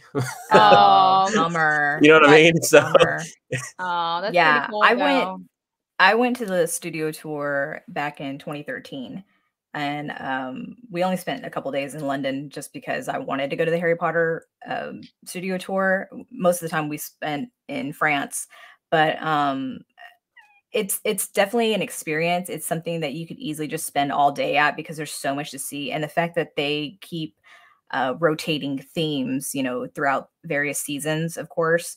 For me, it was just straight, like just a studio tour. It wasn't until shortly afterwards that they really started doing like the different themes, I think, more heavily. Or maybe when I was there, they were doing the magical creatures, like the different animal actors. Do you think we'll ever get one over here?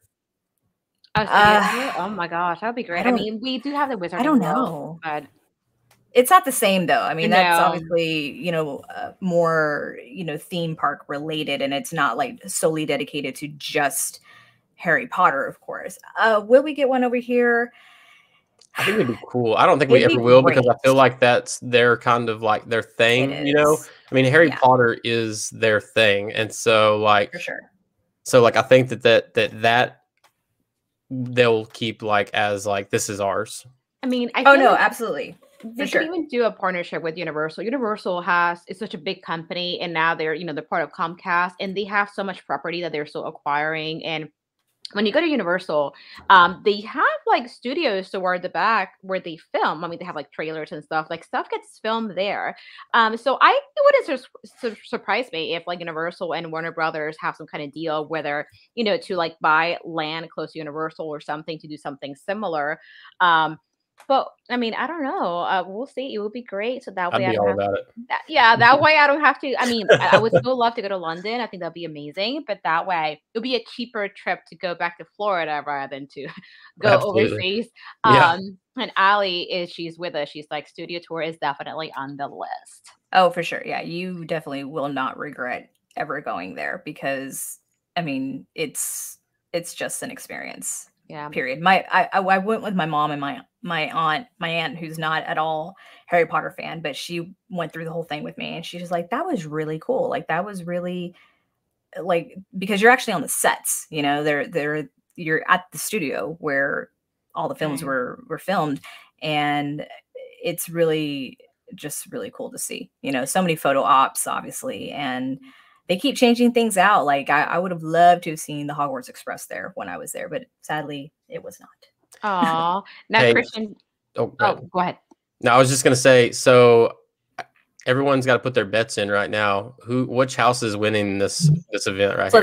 Slytherin. I'm going for Ravenclaw just because I have to. I knew y'all were gonna go for your own houses. Yeah. I'm going for Ravenclaw just because, you know. Slytherin. Yeah, in the chat, you know, what's your house if you follow you know, the Harry Potter world, and who do you think will win this particular competition? Because there's another competition that's coming up soon, y'all. I'm with Jess. She says Ravenclaw. Ah. Allie, Slytherin. Allie, what are y'all doing? That's 3 Slytherins. What's happening? I know. 2 Ravenclaws, 3 Slytherins. Come on. Are there any? I know Michael is a Hufflepuff. I don't know if he's in the chat. Who else do we have here? Who is a Gryffindor? Any Gryffindors aside from Dawson? He's lonely over there in his common room. Gryffindor.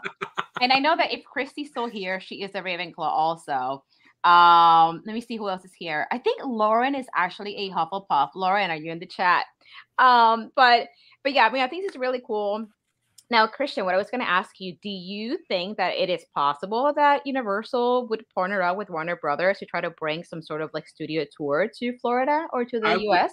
I could think so, because like even for the Christmas, last year we were fortunate enough to experience something that I never knew about. So I don't know how long it's been going on, but they have like the Macy's parade in the studios, and if you go in there, like they literally have these balloons inflated, and it literally looks like you're walking down a parade, all these balloons everywhere with the decorations and so on and so forth. So I feel like they could partner up with them for a certain time being, probably sometime in the spring or something like that they would do a certain tour for that and give the experience to the guests.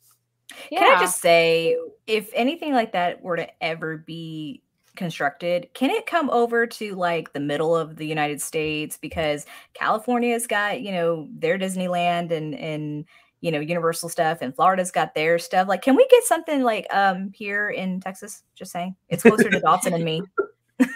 Oh, I'd be up for that too. Hey, horror collector fiend, thanks so much for joining us. Yeah, I mean, because we also have the Harry Potter store in New York, so there's also the Northeast. We have stuff in the Northeast also. There you go. So like, what's up with, you know, let's bring something to either Northwest or like North or, you know, Texas. Just saying. There you go, guys.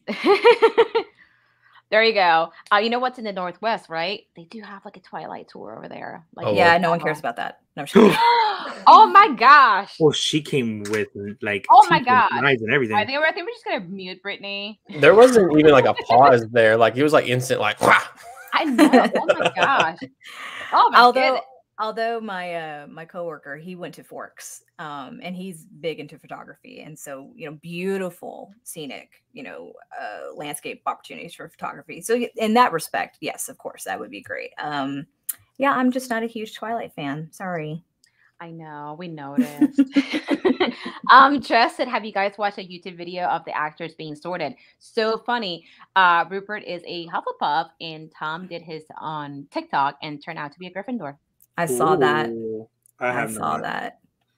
Yeah, so, Daniel Radcliffe, who is not on social media, and he refuses to be. Basically, he says he has not done the sorting at all, but he pretty much just feels like he'd be in Gryffindor. And I'm like, well, you know, you're Harry Potter, you probably should be. So even if he was in Slytherin, he said he's like, I would still ask to be in Gryffindor. So did Ivana Lynch say that she was a Gryffindor based on her test? Yes. Yeah, that was pretty interesting to see. Very. Can I just say that Daniel Radcliffe is like such the like sore Harry Potter fan?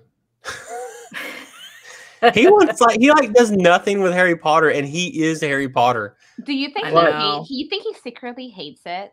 I think he does. Like I really do. I don't think that I think that maybe he liked it when he was younger, but I think that like he became like, I think like there was too much spotlight on him, and I think that like secretly he's just like tired of it, and he just like wants to be known for something else than Harry Potter. Like he's like let me go I do was- something else, and like I don't want to be Harry Potter. So I think he I- just tries to steer clear of it at all Yeah. costs, and I don't get it. Like I don't know. think he hates it personally. I think he's Yeah. very happy with the success of Harry Potter, and of course that put him, you know, on the map.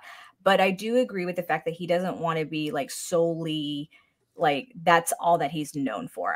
I do feel like he takes on these other roles that are just so like Different. far away from Harry Potter that like, you know, that's just what he wants to do. I've seen him in like Horns, of course, The Woman in Black, and other things. And he's actually got a good range in terms of his acting capabilities, and not just to be forever known as Harry Potter. Yeah. Right, and I don't think that, and that's why I think it's odd that he like steers clear of it though, because he does have other movies that are really good, and like I don't, when I see him, I don't solely think Harry Potter. Like I see him in like Guns Akimbo. I don't know if you've ever seen that, but like I've seen him in all these other movies, and then like Rupert, like he's in a show on Netflix called Sick Note. Sick Note. Oh, I didn't know That's that. hilarious if you've never seen it. Yeah. Like it is a fantastic show. It's definitely funny. So I don't think of them I don't think of them as, you know, Harry, Ron, Hermione. Yeah, when I see them, it crosses my mind, but like I don't see them as solely that. So it's a little depressing that he doesn't get involved in the Harry Potter community a little bit more, because the other ones are a lot more active, I feel like. I think he's also mentioned too about one of those Wired type show things on YouTube where he's asked like a bunch of autofill questions, and it's like, you know, is he in The Cursed Child? Well, no, he's not in The Cursed Child. He does Broadway, of course, but he's not in the production. But he's like, I still don't think I would even go see it, because more people are going to be more concerned about his reaction than actually watching the performance, and he doesn't want to take away from that. So I respect that. I understand that. But yeah, I think there's a definite disconnect. This made me think of like many different things. Like when you said that you don't see, Dawson, when you say you don't see the characters as like, or the actors as the characters. Like when I saw the Beauty and the Beast live action, it took me a little bit to see Emma Watson as Belle. Yes. Oh my gosh, it's failing me. Because I would still see her like as Hermione, so it took me a good minute to kind of like see her differently. I mean, I've seen other movies that she's been in, and you know, she's also a great actress, but it kind of made me think of that too. You know, other actors that have had a similar, I guess, feeling towards the movies that have made them big is like, for example, I think that Tobey Maguire stopped doing Spider-Man because he didn't want to be like put in that box. Well, typecast. You don't want to be typecast as like one type of role. Yeah. Didn't that happen to Michael Keaton? Who? Robert Pattinson. You know what? I was going to talk about that too, but I was going to leave it because listen, it's funny because last night I texted my stepdad and I sent him the trailer for the new Batman movie, and I was like, "This might be the best Batman to come out, possibly, just from the trailer alone." I know that's like a long shot, but it looks so good. But anyways, he messaged me back and said it looks good, but all I see is Twilight. Is Edward Sparkly Vampire Boy. Did you know that he hates the movies? Like I always see all these memes that he hates the movie, and I'm like, it's such a great movie. Don't be so ungrateful. I think the dialogue. Yeah, I think it's a dialogue. I think it's as well what came with it, because I mean, in the books, I feel like it was a really good following like Harry Potter, but I feel like the movie was mostly targeted for young girls, and I feel like that got more under his skin than anything, because it's not what he wanted to be known for. He didn't want to be in a cult of young girls following him. He wanted to be known for his acting, and I guess the movie didn't do justice of what he's expected out of it, like Harry Potter did, and I just don't think that's the reason. I agree. The reason why I didn't like it. But with Harry Potter, I do say the same thing. I don't think that Daniel Radcliffe hates the movie. I just think that as an actor, he did his job, and especially the fact that that was his, his puberty stages, that he went from a kid to an adult. I feel like that's just been done, and not that he doesn't want to get rid of it. It's just like that's a different chapter of his life that he doesn't need to keep on going over and over again, like being typecasted. But as well, he just sees that was just something that's been done. Now he sees what his future is going to be like, and he does different movies all the times to get rid of that kind of thing. Not like similar to other people like Miley Cyrus, who wants to go completely 180 from what they were, but wanted to be established more as who they are as Daniel Radcliffe than looked at as Harry Potter. Yeah, because I mean, doesn't, correct me if I'm wrong, but didn't that happened to Michael Keaton too? That's why he stopped doing the Batman movies, right? Because he didn't want to be typecast. Right. Yeah. And he was great. Isn't it odd that Wormtail kills him, and then all of a sudden he becomes a vampire? Cedric. Yeah, Cedric. got it. Yeah. Yeah.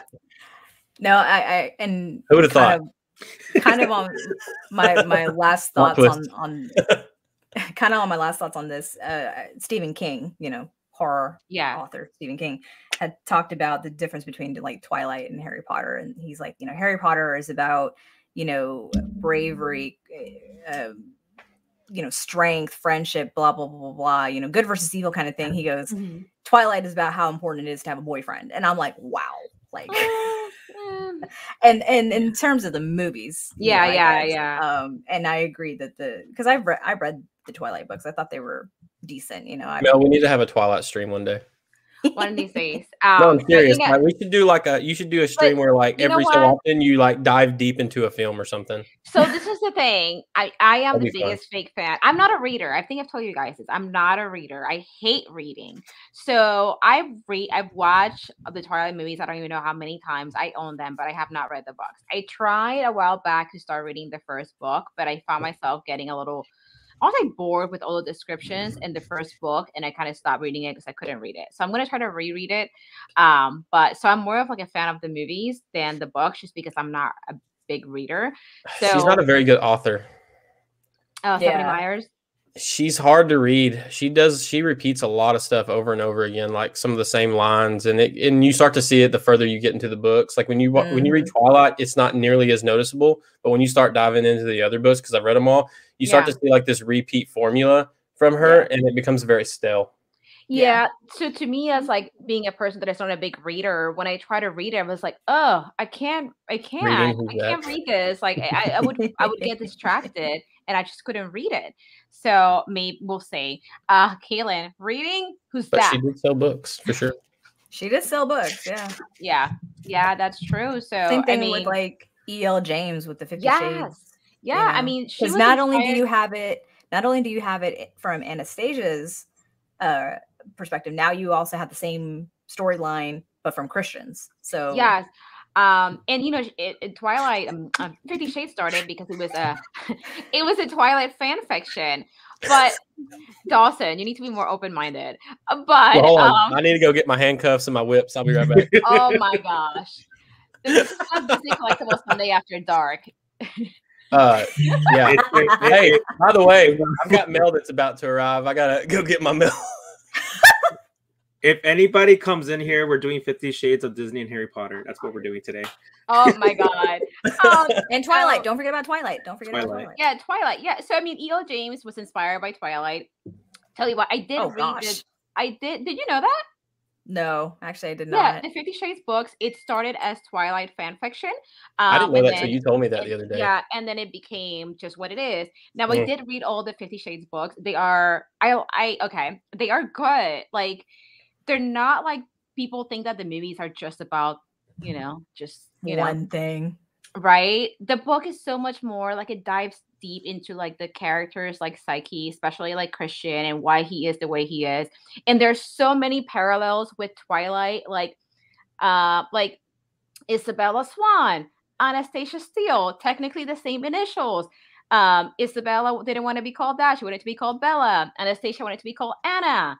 So it's kind of like that. And then Christian's Craig's dad, well, his first name starts with a C. I forget his name, Carrick. And then you have Edward's dad's name, Carlisle. And then Edward's, one of his parents is a doctor. Same with Christian Grey. His mom is a doctor. And they're both adoptive parents. And so there's a lot of parallels in the book. So Ali just said, oh my goodness. I read the first 3 Twilight books, but could not make it through the 4th. I need to try to read it, but I haven't watched the 4th movie because of that. Kristen, get out of this. Kristen, get out of this chat. Kristen, you need to make Dawson watch the movies because he's being very close-minded right now. Maybe you can make him read the books too. I mentioned this to Dawson the other day because I think he said that, Kristen, correct me if I'm wrong, Kristen, not entirely into Harry Potter like Dawson is. But I said, hey, Dawson, you watch 50 Shades. Kristen, you watch Harry Potter. Everyone wins. It's a compromise. How many movies are there? 3? Four. Three? That was For four. hold on. 3. There's 50 Shades of Grey, Darker, and Free. There's 3. 3. You won't. I've tried. Kristen, we got to try it again. Now it's peer pressure, not just from us, for people in the chat. I'm sure everybody agrees. Compromise. You know. So, Listen, speaking when of- I say Kristen, have you everyone watched wins, 50 Shades? when I say Me? everyone wins, Yeah. I only watched- everyone wins. Say it. So what did you think of it? I'm not a big fan of it, only because that's just not my cup of tea. So I just wasn't getting into it. But I am going to soon watch all of them because I realized I never watched the whole entire saga, if you want to say. Are you talking about 50 Shades or Twilight? No, 50 50 Shades. Even though 50 Twilight has Shades. the worst saga, I know, but the trilogy, if you want to say it, I had to watch the trilogy because I didn't watch the part 2 and 3, and I can't remember part 1 now, so now I have to go back and watch it all over again. But speaking of Watch inspired, the unrated. Do what? she said watch the unrated. But speaking of Oh. inspired things, did you guys know that supposedly, allegedly, The Walking Dead was inspired by Toy Story?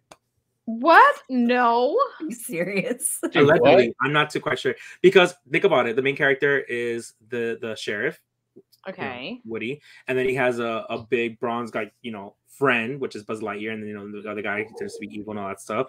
Who's And Potato Head? you name it. and then you have them when they're getting trapped into the room, all the toys come after them, what's his trying to name? get them. That's basically what happened in The Walking Dead. All these people trying to eat them and trying to get them. So allegedly, I don't know if it's true or not. That's just what I've seen. That's pretty interesting. And Dawson, Ali is on your side. She says, "No worries, Dawson. I haven't read or watched 50 Shades. Girl, Yes. you're missing out. If you like Twilight, you need to check out 50 Just- There Shades." you go, Allie. Also, Because- just do it. It's because- 3 movies versus Kristen has to watch 8.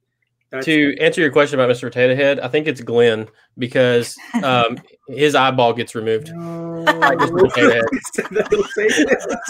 Don't say- That's why I stopped watching The Walking Dead. Oh my god! I think this just Oh definitely my turned to Disney God. Collectibles After Dark.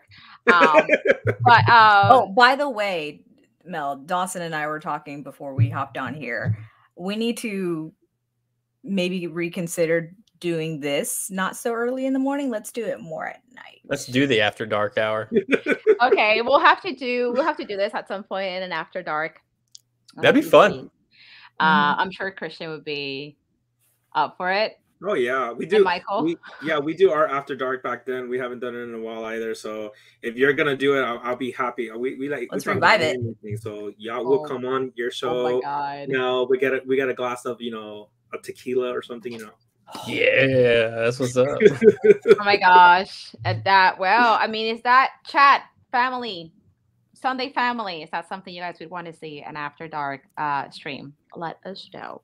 But there is one more thing that I wanted to show real quick. So we talk about Artland UK and Pulse Gallery like every other week. So they have these really nice pins released on their website. These are from a store in the UK. And these are freaking amazing. It's just came out on Friday. These are part of their glass series. It looks like Marie sold out, but it looks like Stitch might still be available. It's So- totally sold out. Hold up! Don't tell me that because I'll go on right now. Oh darn! Hold on, it says sold out. So, but Okay. look, when I went back on the main screen, it showed that it was available. Now it's just spinning on my end. You see, this one Yeah. says sold out, but And then your browser might be cached. maybe. So, but this would have been Stitch. I mean, but the weird thing is that they're limited edition of 200. Yeah, this says notify me when it becomes available. Sorry. That was Oh, on you're my end. good. So, does that mean that they have more? That they Give just me have that one right three? there. That's the one I want. That's Give me that so one. cute. It That such a cute is pin. the best Stitch pin I've seen that y'all showed so far. That I love this is- pin. It's the a big sweetest. pin. It's 3 inches, and it's limited edition of 200. And it says Looks that so cute. yeah, it's been printed onto a transparent enamel. So it is absolutely adorable. I know that That's Christian really precious. wanted this. So we have, of course, Stitch, and then let me see, my screen is still kind of like loading. And then for those of you that are Alice in Wonderland fans. So I like Artlet that one or too. Pulse Gallery, they do the #1 pin of the series, and that sells for more because for collectors, sometimes having the #1 item of something is like really important. So they sold that one by itself. They also have the AP or PP version of the pins, which would be the artist proof or pre-production pins. So these are pins that are made prior to just releasing the whole production, and some people collect those because they find those to be a little, just special and rare. So they go for a little bit more money. And then you have the numbered pins, which would say, like, for example, this is number 13 out of 200.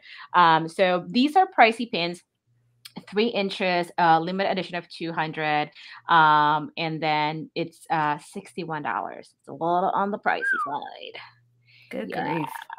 I know. What do you guys think about that? I mean, they're beautifully illustrated. I really love like this kind of, it's not quite watercolor technique with this particular Alice in Wonderland pin, but it is very apropos with, the whole story and just how, crazy and colorful it is. But the stitch pin, of course, is the sweetest. Yeah, I even think that marine one, which sold out, was so beautifully made. That And is beautiful too. I'm not an Aristocats collector, but this is so pretty. I love how like it just the contrast of the colors of her pink bow and like the little cherry blossom, which I think that's a cherry blossom.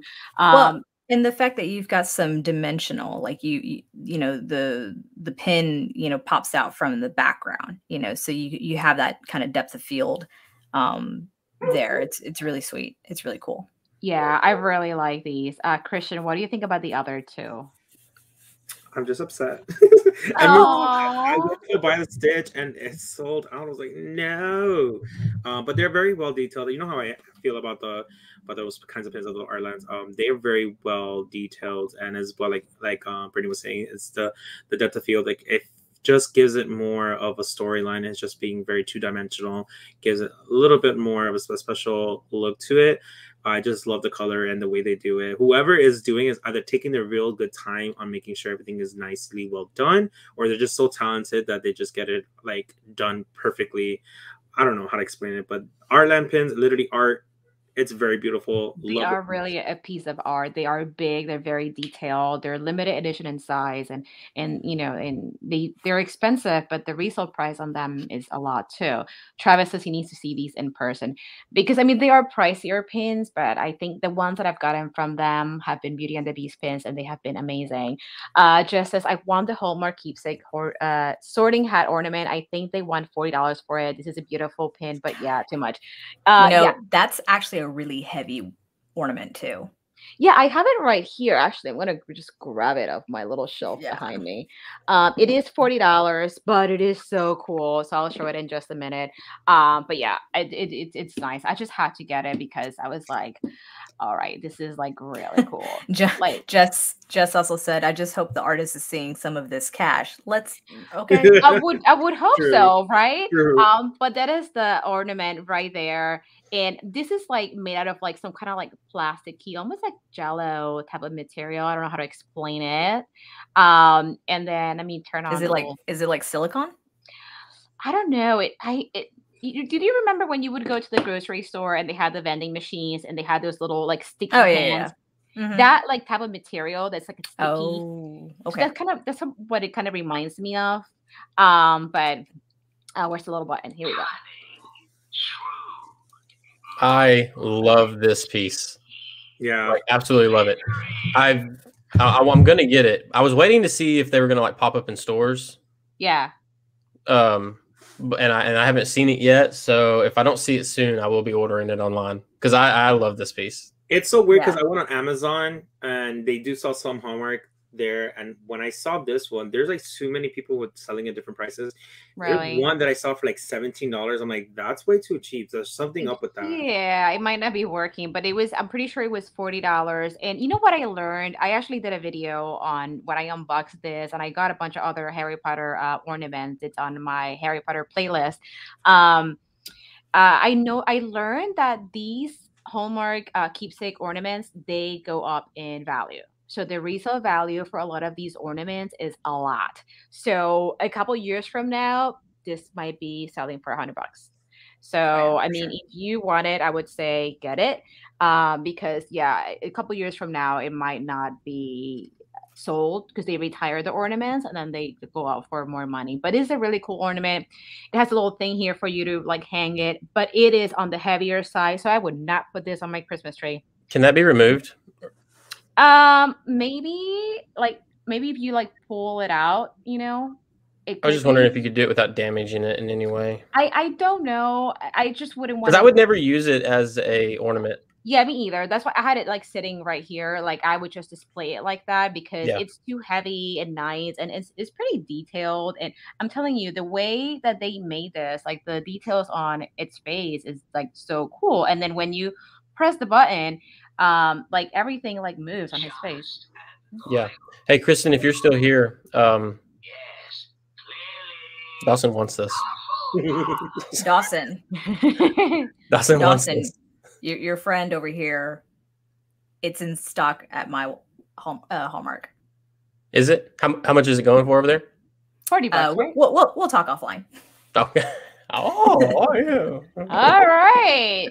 Looks like we have some transactions going on here live. Just saying, gotta look out for the peeps. Yeah. Absolutely. And then here, forgive me if you said it, but Melly Mel, did you get the key case? Yes, I did get it. We talked about that earlier just because, I mean, you could put 11 keys in there, 5 on the inside, 6 hanging at the bottom, and it comes with a free key as well. So for $50, I didn't think it was that bad. Jess, I want it. I missed out on the Cinderella Mice key that just came out. Don't remember. Maybe the mice. I feel like this rings a bell, but because I don't collect Cinderella or the mice, I might have not paid too much attention to that. Travis said, what did he say? It just went away. Get a strong branch on that tree. You're talking about I have an artificial tree. For the past like 5 years, I've had an artificial tree, and I'm not gonna risk it. If that thing falls off my tree and breaks, I'm gonna be very upset. So no. Kaylin says the rest of this year's ornaments came out yesterday. Oh, are there any more Harry Potter ornaments? Let me know. But they had a lot of really nice ones. The key from Hallmark ornament. I know they have like a Disney key ornament that came out about a few weeks ago. I haven't gotten it yet, but I do want that as well. Last thing I was going to talk about, because I've been talking for almost 2.5 hours, it's crazy, is let me go ahead and show it real quick. So for those of you that, or actually before I show it, Christian, are you going to talk about the sparkly Loungefly bags? The what Loungefly bags? The sparkly ones. That's a no. Oh no, not that one. No. No. Okay, so I'm just going to share. No. So I'm just going to share it real quick because I didn't want to ruin it for you. If you're good, because Christian does a really nice presentation for his stuff. Like Christian. Yes, he does. So here it is. So I just saw this morning. These bags are going to be released through Pink Alamo. They are one of the retailers of like Loungefly merchandise, but these appear to be just exclusive to them. These are their Disney Snow Globe Sequence series. I don't know if they're going to have other items besides the bags. I know they're going to have 4 mini backpacks total. So far, we've only had 2 previewed, which are Little Mermaid and Beauty and the Beast. I don't know how much these are going to be, but I'm assuming they're going to be no less than probably $50. We're going to get the next preview, I think this Friday, I think it is. Let me just double check. No, I think it's Wednesday. On Wednesday on Pink Alamo's Instagram page, they're going to show the 3rd backpack in this series. And then the pre-order is going to be on Friday the 22nd at 5 p.m. Pacific, 8 p.m. Eastern through Pink Alamo. Oh, they're cute, but I am going to have to save my money and not get this. Christian, what do you think? Christian, you're muted. Oh, here we go again. One of Dawson. They're very cute. I think that Michael would kind of go more for the Little Mermaid one. It's very nicely done. I'm just not a big fan of sequences they break, and I just don't like the feeling of it. It kind of like stabs you sometimes. So I don't know how this would be. I would have to see it in person maybe just to see, how nicely it was done. But no, had to pass. There's so many launch flies. There's something I was talking to Mel about that. At least for the Funko community, there's a pop every single day coming out, way too much. And I feel like Loungefly, now that because it's owned by Funko, I feel like they're kind of catching on to the trend that Loungefly is starting to become more popular as time goes on. That they're just coming out with a bag almost every day, and it's overly done. Like I can't. So pass on this one. Yeah, what do you think, I Brittany? agree. I agree with Christian about this too. Sequence, not my jam. These bags are very, very childlike to me, and I'm not sure if that's, of course, who they're trying to cater to. I do like the Little Mermaid color of the bag, but yeah, definitely not for Brittany. Yeah, I think they're cute. And I think that the sequence on the Little Mermaid one, it just makes it more like eye pleasing than the Beauty and the Beast one, even though I like both. I know that Travis says that he likes both of them, or correction, he loves both of them. But I think I'm gonna have to pass because, like Christian said, there's just so much stuff coming out. Dawson, what do you think about these bags? So I think they're both a pretty bag. I think for me, I don't know. I think Loungefly is kind of overly priced to begin with. That's just my opinion. But if I had to go like between the two, I would say the Little Mermaid bag. From an artistic standpoint, the Beauty and the Beast one, it seems off. If it's supposed to be a snow globe, right? The Little Mermaid, everything fits in there, and it looks like it could be a snow globe. The other one, the way they've got the drawing done, they're like too big for a snow globe. Like you're not going to have a snow globe with Beast cut off part of the way and her cut off part of, you know what I'm saying? Like they should have been like pulled more towards the center and look like they were an actual item that's in a snow globe versus what they did here. Yeah, and that you get that effect with the Little Mermaid one. I agree. And yeah. No, go ahead. No, I was just saying. I was just gonna say, don't you agree? But you said you agree. So I totally agree with you. And then also too, if you want to compare like with Ariel, Sebastian, and Flounder, like they're all kind of like your eye kind of goes center to like wherever Ariel and Sebastian is looking. Even with Flounder, like looking upward, like you're going into the snow globe. Whereas with the other Belle and Beast, they're looking to the right, so you're going to look away from like the whole illustration. I don't know if what I'm saying makes a whole lot of sense. Yeah, your eye doesn't go centered into like what you should be looking at. You're kind of like all over the place and you don't really know what to focus on. And then with that Ariel bag, it's just like the way it's done, once again, with it looking like an actual snow globe and having them in the middle, you go straight to that and you see that. And that's how I think they've kind of dropped the ball on the Beauty and the Beast one. Yeah, I agree. And it pains me to say that because Beauty and the Beast is my favorite Disney movie, but I agree. I think the design on the Little Mermaid one was very well executed. It was done better than the Beauty and the Beast one, even though, you know, I would want to say Beauty and the Beast is my favorite, but I think if comparing these two bags, I think the Little Mermaid one looks a lot better. Yeah, agree. But I think that, you know, with that said, obviously I talked a lot. So Christian, what do you have for us today? Very small news, not that much going on, for at least from what I saw. So, what is new? What is new? I'm just going with a little intro there, but anyways. Oh, that's cute. We have the Encanto. I don't know why I said it like that. Encanto. It's coming out for pre-order on most retail shops, so you can probably find it for $8.99 to $12.50. I believe I saw it on Entertainment Earth as well, Plastic Empire. So this is the newest Disney movie that's coming out. It's mostly going to be cultured around, I believe it's Colombia. So you get a lot of these tropical vibes and very cool concept of this movie because it not only involves a family, and I think the family is like the hardcore foundation of this movie, like almost all Disney movies, but it has a lot of characters, very main characters, and each one has a kind of like a superpower. So it's very cool, very, very like something that I'm very like happy about because we've seen so many different kind of cultures going into Disney movies, and this is just one to add to the list. Very, very excited to see it. What do you guys think about these? I like the pop that has the green glasses. Like I'm, you know, partial because I wear glasses, of course. But that one, like, there's like a lot of sass to the pose and like the colors of the outfit, and just the outfit itself is very, very well done. Very, very pretty. These are really nice. I really like these. I agree. I can't wait. I really can. The characters seem so funny and creative. Like, I cannot wait for this movie. I keep saying it because I legit am super excited for this.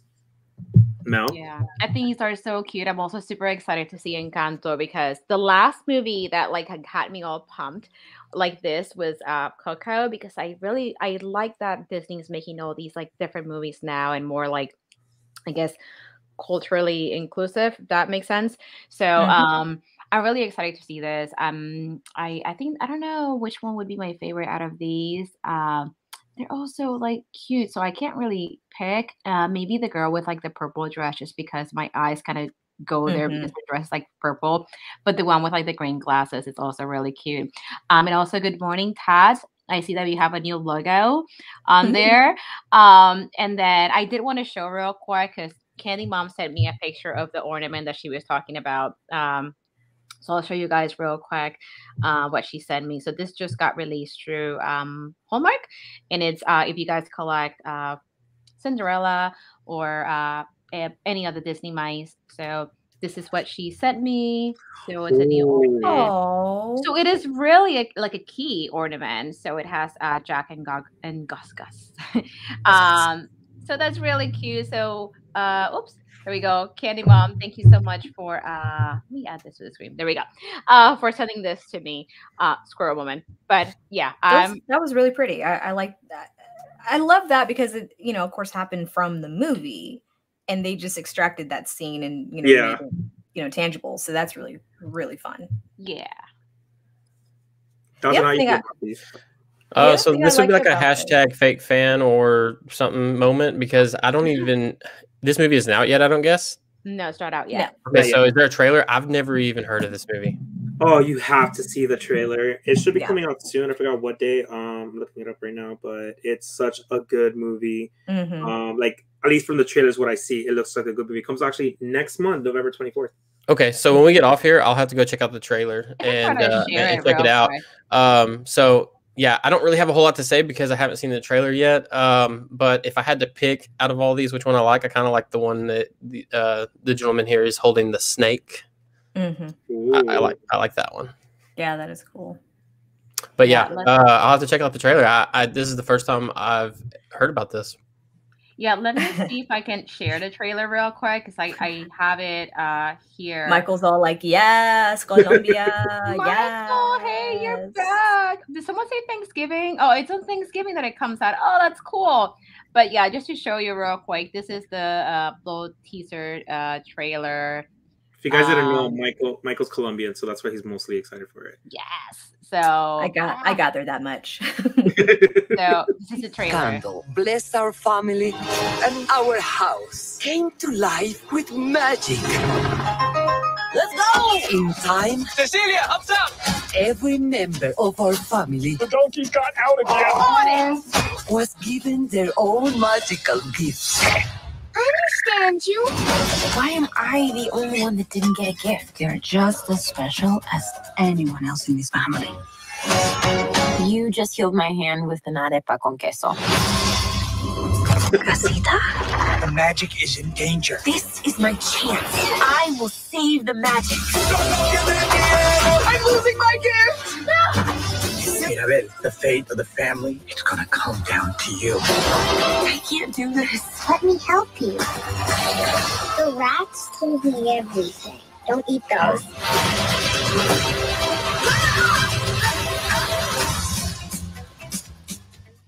This is All right. So what did you guys think about this? Love it. It looks like it's going to be good, really. Yeah, I'm excited now that I've seen this. I like all the colors, and the color palette that they have going on here is really good. And I love the fact that Disney is like diving into different cultures and stuff, because it's just fun to see like these different cultures be showcased on Disney in these animations. So it's really neat. And yeah, the color palette on here is awesome. I think it's going to be a really good movie. I agreed. Have you watched Coco, Dawson? Oh yeah, I love Coco. Actually, I just watched it again the other night.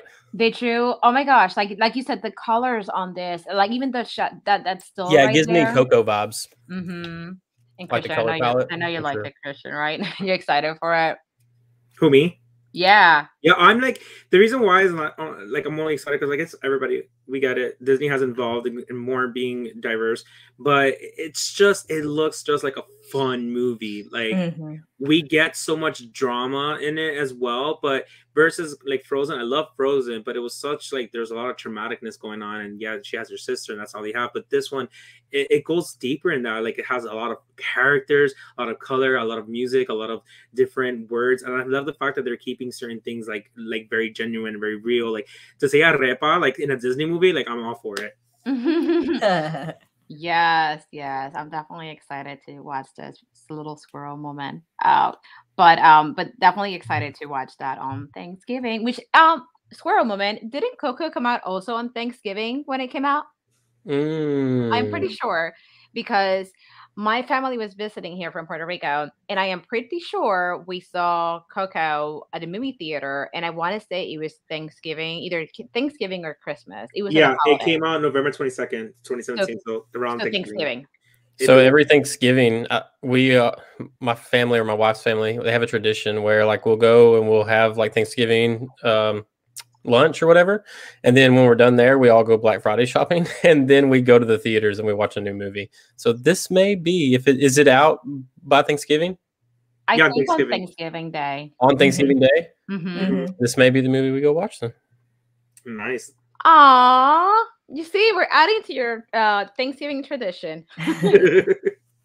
I wonder too if it's only just going to be in theaters, or they're going to put it on the stream as well as like a premium. Talk about that. I don't think so. I think it's just going to be on the theaters, because normally with Disney they tend to say coming to theaters and Disney Plus.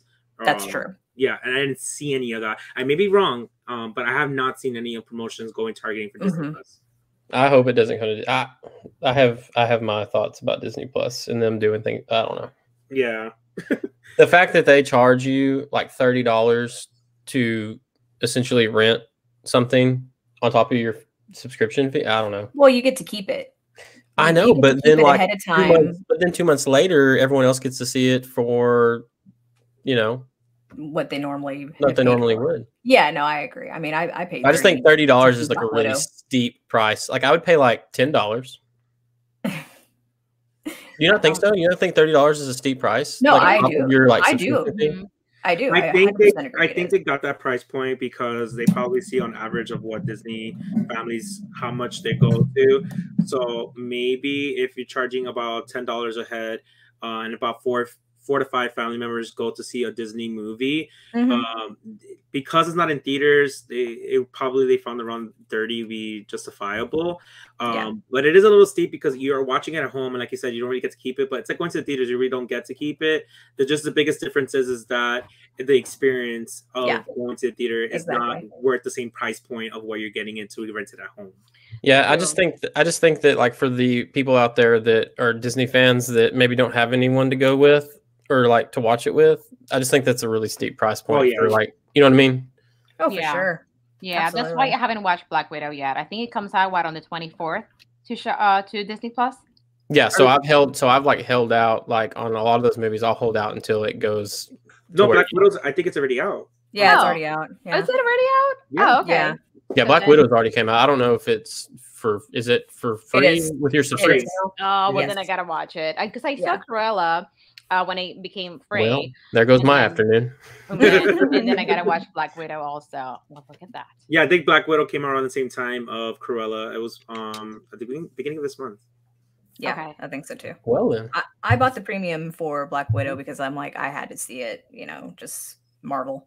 And they did my girl wrong about, putting off the release of the movie for so long. But anyway, so moving on. Continuing on another release, this was something that we've already been looking forward to. Oh my gosh! On a recent Comic-Con, we did get Snow White with a metallic kind of goldness to it, and that was something that we just didn't really know much about, but it was just one princess, and we just thought that they picked that one. But then we got 2 weeks ago, Tiana was released, and as well in a metallic version. And these come in pop and pins, so you do get a pin with it. It's $15 typically, and so basically you get a pin for free with it. So these are the next two that are coming out very, very soon. You got Aurora and Little Mermaid, which is Ariel.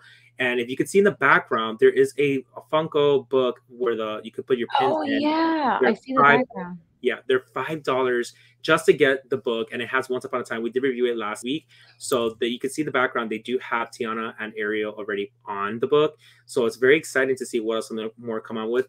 There are, I think, 14 spots on the book, so that's 14 princesses. That's too much. I'm not planning on collecting them all, so all we're gonna get is Ariel and potentially Pocahontas, but these are very beautiful, very cool. What do you guys think about it? Oh my gosh. Well, you know, I thought all the princesses were going to have a gold dress. I like that Aurora has like this like rose gold dress. I think it looks so pretty. Yes. And I love that even Ariel has those two little like hair clips in the back. You know, oh my gosh, I think these are so pretty. And where's her dingle hopper? Sorry. I don't know. I think she's going for like the classy look, right? Left the dingle hopper at home. But maybe it's tucked somewhere under her skirt, her dress. I thought it'd be in her hair. Right? But she went classier with like some hair clips in there. But we can't see them very well. They might be little teeny tiny dingle hoppers in there. Who knows? But I really like this. I love the idea that they come with a pin. And then like we said last week, it's not a horrible price. I mean, you get a pop and a pin for $15. I mean, I think it's great. I would really want the Belle version of this. I don't see myself trying to get any other one, but I do really like that Aurora's dress is actually rose gold and not just gold, which I think would have washed out like the whole pop, being that her hair is already like, you know, blonde. I think it would have washed out the pop. So I think these are really cute. I really like both of them. I won't be trying to get these, but when Belle comes out, I will need that one. I'm here for Sleeping Beauty. She is my favorite Disney princess, as I mentioned at the very beginning. I am here for it. I never knew that these were coming out or currently made. I now have to go hunt that sucker down. Because listen, I had when that Selena pop came out and I saw that they had like the diamond collection or the metallic collection or whatever, I'm like, listen, I gotta get it, right? So the way I feel about the Selena pop is the same way I feel about Princess Aurora. So must have it. Oh my god, I love the Selena pop. When does this come out, Christian? So far, they just have it as coming soon, or do we have just coming soon? It should be right around the corner because it took about a good like 3 weeks to a month for the Tiana one to come out, and there's a lot of princesses coming out. So I can feel like this is probably going to come out possibly the end of this month or probably the next month. I wouldn't be surprised, but the moment it comes out, I will definitely let you know, Brittany, about it, because I had a feling that when you said Aurora, I was like, oh, well, she's going to like what I have to show. Yes, bless you, kind sir. Bless you. What do you think about Dawson? I think they're very pretty. It's not something that I would personally collect. When it comes to Funkos, I really only collect like Harry Potter, Spider-Man, Kingdom Hearts, Batman. That's pretty much about it in my Funko Pop collection. None of The Office? No, I don't collect any of The Office. I love The Office, but I don't collect any of the Funko Pops. But no, I think they're very pretty, and I do like this rose gold dress, and I like this is Ariel, right? Ariel's hair. Yeah. Yeah. So I think they're sharp. You know, Squirrel Moment, Dawson, Entertainment Earth. I don't know if you're familiar with that website, but they have 2 Spider-Man pin sets right now for pre-order. Yep, they have a 6-pin set with like all like kind of like the villains from the Spider-Verse, I guess, in a way. Let me see if I can find it real quick on my Instagram. I want to say it is either a 5 or 6-pin set, and I think it's $30. Let me just show you real quick. And then they just also released a 3-pin set, which is let me go ahead and where is it? Hold on. Here we go. Yep. So this one is a six pin set. It's all basically the villains from the Spider-Man universe. You know, Dr. Octopus, the Hobgoblin, and I forget the name of the other ones because I'm a fake fan. Yeah, they actually come out in November, but they're available for pre-order, and they're not terribly priced, being that they come in this little nice case, and you get 6 pins for $30. So what, $5 a pin? So not too bad. These are really cool. I like these. So yeah, they have those, and then the other pin set they just released is this one. It's a 3-pin set. It's also for pre-order, coming in November, $11.99. Yes. All the yes. So these are even cheaper because they're less than $5 a pin. So they're about $4 a pin. There you go. So y'all may not know this, but I have a full-on like replica Spider-Man suit. Do you really? Yeah. That's cool. Yeah. I didn't know that. Hold on. Are you gonna? Oh my gosh. Okay, I was gonna say, do you have that right there? Is Dawson gonna just dress up as Spider-Man right now? You know what? I wouldn't be as shocked if you would have told me that you had the Batman suit. Yeah, that I would have been like, oh, cool. Very Dawson. Okay, here you go. Here's a picture of me. This is Dawson full screen. Oh, really? Oh, wow. Look at that. So cool. Yeah. So my buddy's a photographer, and we went to Little Rock, which is like a big city around here. But anyways, and we went down there and we took like a bunch of cool photos of like the skyscrapers and stuff, cool. With me like standing on ledges and stuff. That's so funny. And then when I worked at Walmart, we did like a Walmart, like I did this thing with kids, which was really cool, where we set up and the kids got to come and take photos with me. This is something I did with some kids. I don't know how well you can see these photos. Cool. Like, what if you turn it sideways so that we can see it? Yeah. Like that. So this was with like kids. Aww, that maybe had like medical problems or whatever. Oh, that's so sweet. And we just did like a bunch of cool photos, and it was a lot of fun. But yeah, so yeah, I have a Spidey suit. That's very cool. That is pretty cool. One year I went to the hold on, let me put your back screen. One year I went to the fair, or not the fair, but the parade. And I just like, I wasn't even part of the parade, but I just went and like started like walking down the sidewalk, like did you crash the parade and stuff. It was really neat. It's hard to see these photos, but that's cool though. That is cool. That's very cool. Aww, I haven't put this suit on in probably like a year or two, so I've ate a lot of tacos between now and then. So I don't know how well Spidey would look these days. Oh my goodness. Because it's like formed to your body. You have to send in your measurements and everything. Oh wow. Whoa. That's pretty interesting. But anyways, what else do we got? Oh my gosh. So I need all the details on this because you send me pictures, Kat send me pictures, Michael send me pictures. I don't know how many people send me pictures of this, and I still don't know the details. So talk Beauty and the Beast to me. So we don't know. I think this is going on for the celebration of their anniversary, but it was seen on Amazon somewhere. I guess someone who's probably doing paperwork, I don't know, but it was leaked out that this is coming very soon on Amazon.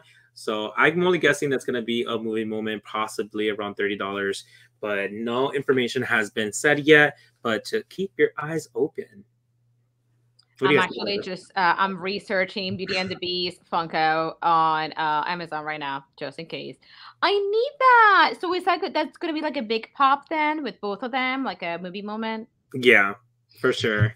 With the staircase and all? That'd be cool. That's going to be cool. I need to send my I like this one. This looks very, very cool, and I'm super excited. I'm not a big, huge Beauty and the Beast collector, but I do have some of their pops, and I kind of like just want to rethink of how I'm collecting, because I feel like they're doing a very nice job, especially with the Beauty and the Beast, with the ones that are coming out with different characters. And to have this, I feel like we literally talked about this not too long ago, that they should do more of movie moments like such as this, and now they're doing it. So I'm super excited to see this one in person. Oh my gosh, yeah, I need gorgeous. It. I know that there's a bunch of other like solo Beauty and the Beast pops are coming out too, right? They haven't really announced any more that I'm aware of. The last ones that they came coming out with was the the ones for the Comic Cons, and the one that just recently was the wardrobe. So I'm not too quite sure what else is coming out soon. Because let me see if I can find the message that Tad sent me. Oh, it was all the lists. I haven't looked at that. It was let me see if I can find Tad's on my DMs here. I was like, oh my God, I need this. I was like, you need to let me know when this comes out. He's like, I will. But I want to say, because he sent me, let me see if I can share this real quick. So he sent me this. So the middle one is the one that you just showed. And then obviously we have Beast when he's like, you know, he's got his hair done. And then, you know, Cogsworth and Lumiere and Belle. So one has to be Gaston. Yeah. I think it's this one one top right. Yeah. So like him. I'm interested to see because the one on the bottom looks like her in her pink coat. Yeah, I agree. Another one. They have two of them. They have her. There's like the common, and then there's the chase version of her, which I have one of them. It's her holding like the bird. So I wonder if that's her like holding a snowball or something. But yeah, I wonder if, and it looks like the one in the top middle is probably her in just her blue dress. Oh, this holding one? like holding her. Was it like holding like something like a pail or something with her books? Let me see if trackers posted anything about her that basket or something. We follow disc trackers all the time. That's how I didn't know anything about it because disc tracker, I follow 4 different accounts. None of them listed anything about that. I did not know about that. There's another one. Is it disc like tracker, Pop Homes, Pop Freak or something? Is there like a Pop Freak one? Let me see. I didn't follow that account. Yeah, this one. I don't follow that. I don't follow him, but people have sent me stuff that he posted. Let me see. I want to say he had. Here we go. Haha. Ooh. Oh, she's got the mirror in the blue dress. Okay. When she was telling everybody about the Beast. Yep. Oh, I love it. Beast is in the mirror. No, I love Lumiere. Lumiere looks. Look at that eyebrow. I love it. Just look at that personality. Oh, yes. Favorite character. Yes. Oh my gosh. And Cogsworth, like when he's, you know, giving her the tour of the castle, the Baroque, you know, period. It's so funny. So Tad said seen in Amazon Europe. So hopefully it'll come to our Amazon. They always get the good stuff first. So, Mel, speaking of Beauty and the Beast, did you ever watch that link I sent of Beauty and the Beast and Voldemort? I don't remember. You've never seen it either? I don't remember. I don't think so. Oh goodness! After this, I'm gonna drop it. I'm gonna drop it in the. I'm gonna drop it for y'all to see. You got to see it if you have not seen it. You know, it's you hilarious. can try to. You can try to share with me, and I'll get it pop up, and I'll show it on the screen. You mean to pull it up? Yeah, like if you want to try to pull it up and share it, just like Christian does, I'll get a pop up saying that you're trying to share something, and I can add it to the screen. Yeah, let me find it. What is this, Christian? I see pins and I see Funko Pop merch wallets coming on Amazon. So yes, you have the pin sets on the left side, all from Star Wars, and on the right there are 3 different zip around wallets, including one of them now is also Winnie the Pooh, which is very cute. I do not collect any of these, but for those who love this kind of line, there you go. What do you guys think about it? I am, you know, obviously I'm not a big Star Wars collector or fan. Nothing against it. It's just that I'm not, you know, I don't really know much about it. So I wouldn't be into getting any of this. I feel like I have mixed feelings about the Funko Pop pins when they come out, just because I prefer the original animation of a lot of these characters in pin form than the pop animation of it. So I feel like I always have mixed feelings about the pins. I mean, nonetheless, I think the pins are really cool. I think that the backer cards go really well with the pins because it just kind of, it all comes nicely together. Again, you know, packaging. I think the backgrounds on the cards are really cool. The backgrounds on the pins are cool. I think the wallets are cool, just not for me, but I think they're nice. Great. Yeah, I'm with Mel on that too. I mean, I don't collect any Funko Pop merch that isn't like the actual pops, but I do love the concept, especially with the Ewoks. And that's a wallet, right? You said it's like a wallet clutch kind of thing. Correct. But the pins, they're cute. They're well done. I mean, it's very recognizable, of course. I absolutely love the Funko Pop droid pins, you know, C-3PO and R2-D2. Oh my But they're so cute. They're so cute. But I don't collect them personally. I do like Star Wars.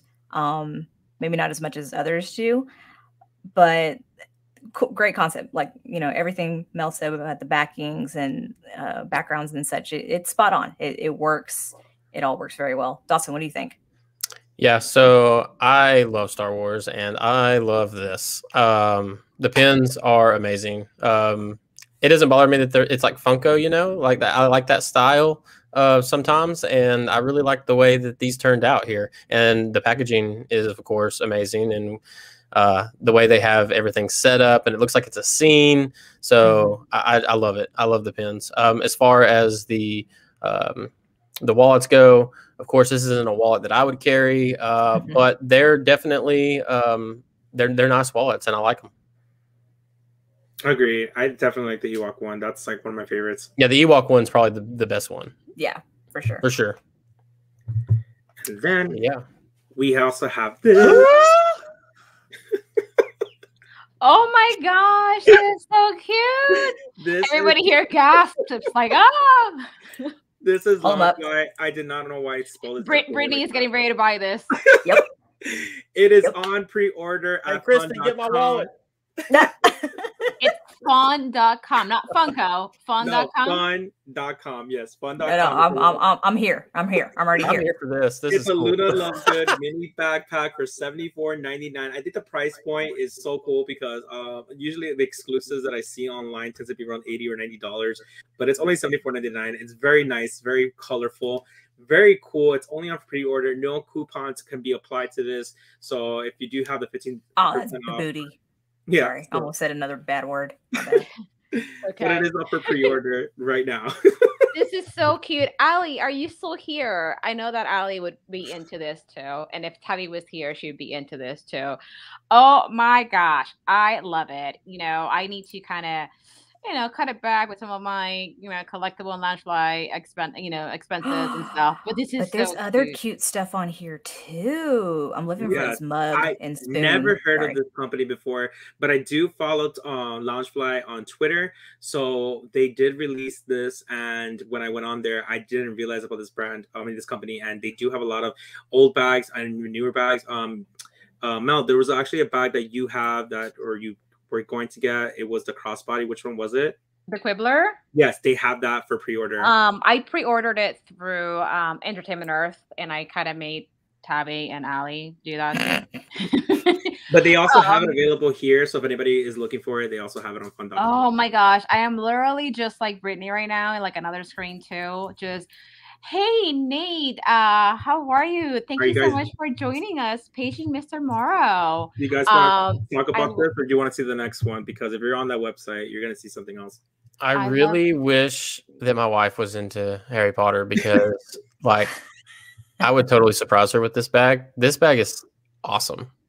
Just I love this bag. Travel to anything Harry Potter. Just suggest her to wear it. But here's the problem: all of their bags are just so expensive. They are high. Yeah, they are high. We were at Books A Million the other day doing like a haul video, and at Target. But anyways, they had a Loungefly bag, and it was Niffler. And Skyline was like, "Oh my goodness, I want that!" And I even wanted it. But it was like, when I saw the price tag, I gasped. I was like, I know. And just to catch up with the chat real quick. So again, hey, Nate, Paging Mr. Morrow, thanks so much for joining us. He said, I love Luna Lovegood. She is one of my favorite characters. I didn't know you were into Harry Potter also. I know that, Nate, of course, you do Disney, and you love also The Office, which a lot of us love The Office here as well. Ali says, I'm telling you right now, Chris is going to make me buy this. LOL. He talked me into buying a couple of Luna Loungefly bags in New York City. That is super funny. Ali says, oh my god, I am on this site and they have slithering snuggies. I need everything on here. Yes, like, I just saw that too. Oh my gosh, like I'm literally also on their website. Like I am just kind of looking at what they have. Oh my gosh. You see, this is how we end up spending so much money on the screen. This bag I really like as well that you're showing here. Yeah, I don't like it near as much as the other one, because the other one is much more like bam in your face Luna. but I really like this one too, and I like the artwork, and I like how she's got the lion head on, and it screams Luna. I like it. For sure. So this one has 3 different ones. This was the mini backpack, the crossbody, and a zip around wallet. It's not out for sale yet, but it is coming soon. And as you can see the bottom picture, the print is the interior. So it has the spectacles with the rabbits and everything. So it's going to be really, really nice. Not something that I would get because I'm just not a fan of, not that I'm not a fan of Luna. I'm not a huge fan of Luna, but if I were to get either or, I'm still contemplating whether to get it or not. But I do think I would get the other one that we just showed previously. Yeah, for sure. It's cute. It's really cute. It's just that I'm not crazy about the animation style they chose for her. Same. But I still think it's cute. Like now I'm like on the other website, I'm like multitasking, and they have like a Luna Lovegood costume that looks pretty darn cool. Like Squirrel Woman. I was like looking at that too. Like, Christian, what did you just did to us? Now I'm just looking to spend more money on the side too. This whole, he opened a can of worms. Like, let's just. And last but not least, something that I'm really wanting to get is this Harry Potter for $74.99 as well on fun.com. And by the way, this Harry Potter one and the first Luna Lovegood bag is only exclusive to fun.com. Yes. I'm now seeing that. So if you were to get it anywhere, it would only be for those websites. Oh my gosh. That website booked Mark. It's bookmark now. I'm gonna have to do that too. Like, oh my god, this is so cool. I love it. Like, I'm gonna just share my screen real quick because I want to show you what Brittany's probably already looking at, and Allie most likely, and probably Nate. So like, I am on fun.com, and I'm just gonna show. This is just, I kind of did a. Sorry if I'm kind of making you guys dizzy. So I kind of did sorting by note. So they have all these like really cute things. So they have like the mugs and the little like tumblers. And I had no idea this was a puzzle. I thought it was like an actual. Oh, the 3D puzzles? Yeah. I thought it was like an actual figurine. And then they have wands. And then, of course, costumes. Oh my goodness. And then they have throws, and they've got a lot of great stuff. Yeah, like, and this is the costume that I was just talking about. Like, it looks so cool. Like, and because I also love her little like little jacket, you know, like that. I would totally wear the jacket outside of the costume, unless it's like unless the skirt is attached to it. But I would totally still wear that, like just with like jeans or something. I think it's so cute. They even have this really cute blazer. It's $50, but it's so cute. They have so much cute stuff here. Look at that Niffler, like little beanie. Yeah. Like, they have so much cool stuff. The snow globes, they're a little on the pricier side. What? The snow globes. I was like, what? I mean, they're a little on the pricier side, $35, but they are so pretty. I like the Hogwarts Express. But they light up. Yeah. Do they? Yeah. Oh yeah. Oh yeah, light up snow globe. Oh yeah, sign me up. Oh my goodness. What else? The Hogwarts Express snow globe is okay. really That sign is that okay? That's a sign. Okay, I have got to order that. I have been looking for it. Really? The game? Look at this. I actually have this, the Golden Snitch light. Now, so this has like a USB plug for it to light up, and then you just touch it on top and it lights up. I do have this in my room. It's so cute. And it's cheaper here than if you were to get it through Amazon. Oh my goodness. Amazon Look $6. at those mugs. Yep. I know. They have so much cool. Christian, what that Honeydukes mug is so cool. The Honeyduke, actually, you can find that one as well in FYE, but I'm not too quite sure about the price point in FYE. I think it's comparable. Oh, FYE still exists? What's the name of this site again? Fun.com. Fun.com. Yes. Oh, look at this. I mean, this is dangerous. Cool. Oh my gosh, look at that tie. Thunderbird. Is it a necktie? This is so dangerous. I know. Oh my gosh. The only thing that I do see that is overpriced is the Lego set. These class sets, these are actually $29.99. So these are a little more expensive here. These are $10 more here. And I actually think that they are actually on sale on Amazon. So they're probably under $30. So these right here, if you want to get through Amazon, they'll be cheaper. Okay, so this is the backpack that Christian was talking about. But oh my gosh, they have so much cute stuff in here. Mel, focus. I know. Oh my gosh. They have you're gonna have to get off this side. Look at the bookends. Look at the diagonal and line up bookends. This is so cool. They light up. I feel like I click on that. I feel like I saw there's only 4 left. I feel like I saw someone reviewing this either on Instagram. Look on the inside. Oh my gosh. Big screen. The last picture. Hold on, let me click out. That's cool. Oh, it's got good detail. Get off this site, Mel.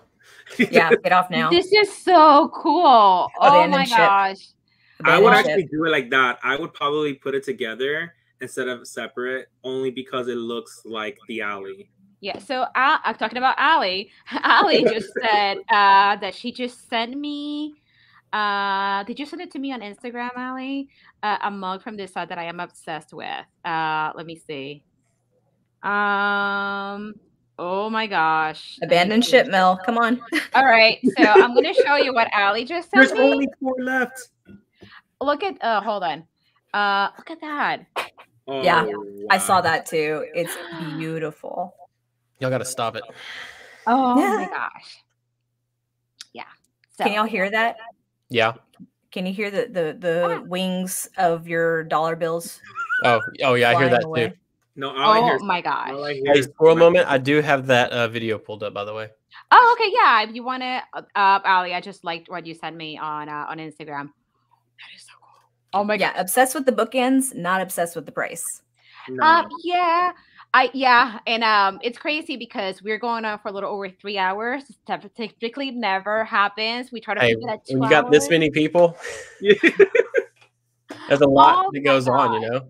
Oh my gosh, I know. I mean, the bookends are just gosh. By the way, if you sign up with their email, text message, or whatever, you get 50% off. So I think that qualifies for it. Just saying, it'll be cheaper. Listen, I'm already doing it.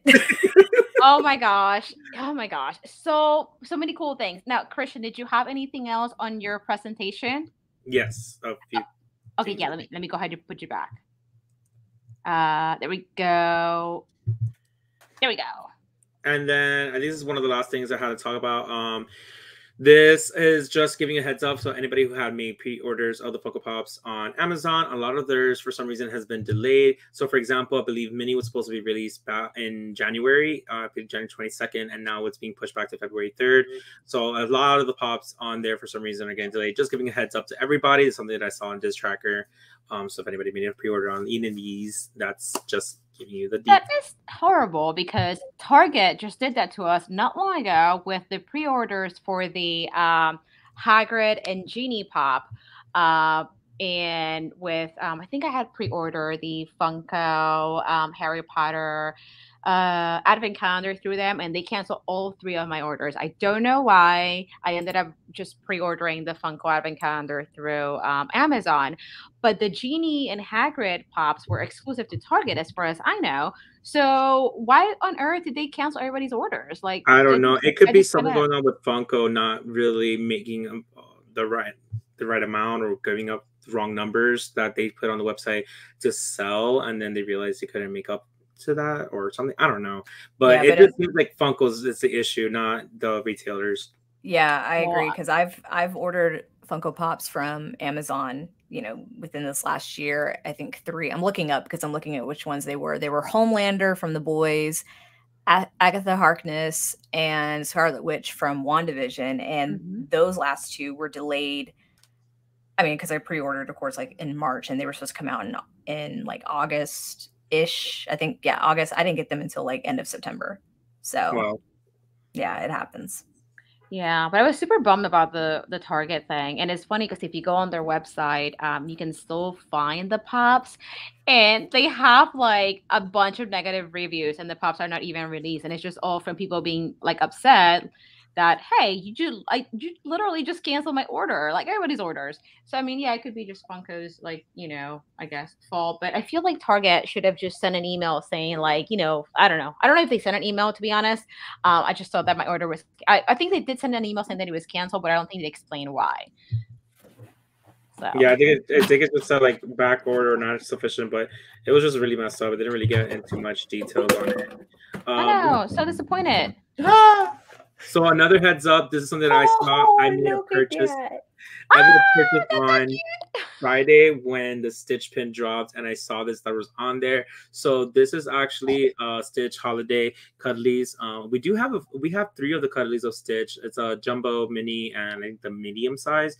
So this one we had to get for Christmas. It's $22.99. It's the medium size. I don't know why they're labeling it medium, just because maybe that it's compared to the size of what they previously had, it is a medium, or will they come up with more Stitches in different sizes?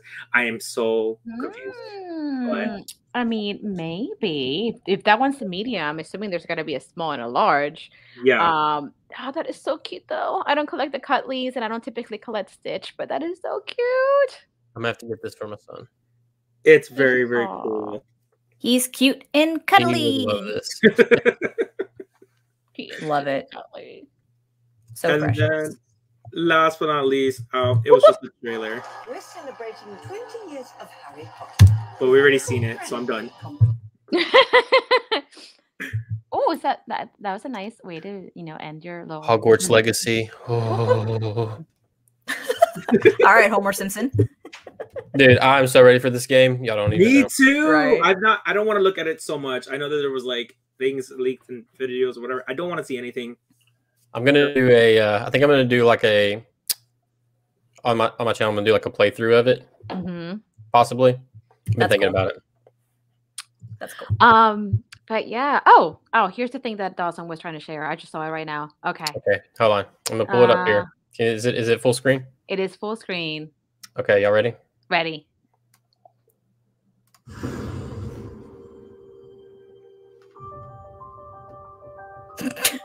Sorry. Dude, y'all are so welcome for this. It's an exclusive here.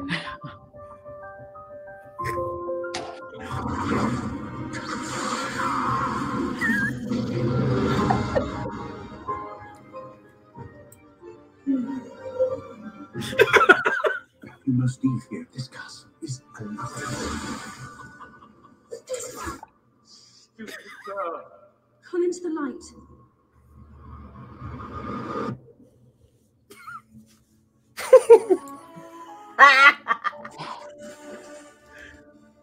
Look at her. What if she is the one who'll break the spell?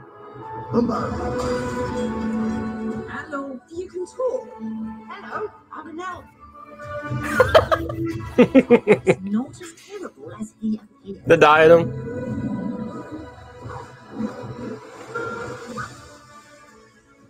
You must charm her. Be gentle, kind, sweet. Come, show me the smile. Oh my gosh.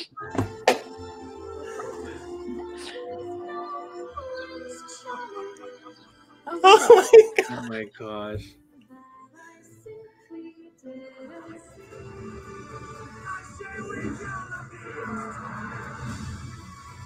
Did y'all see Buttbeat? Yeah. Yeah.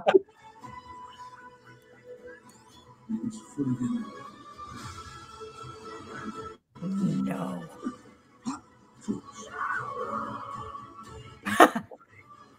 Little Gandalf in there too. Yeah.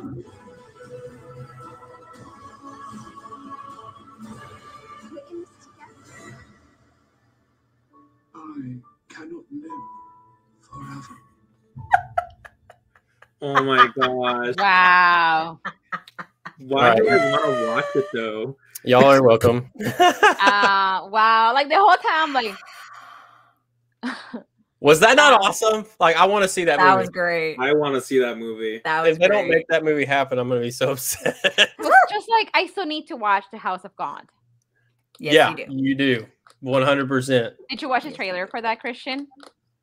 No. Do you have it there, Dawson? Wait, didn't we watch it the last time?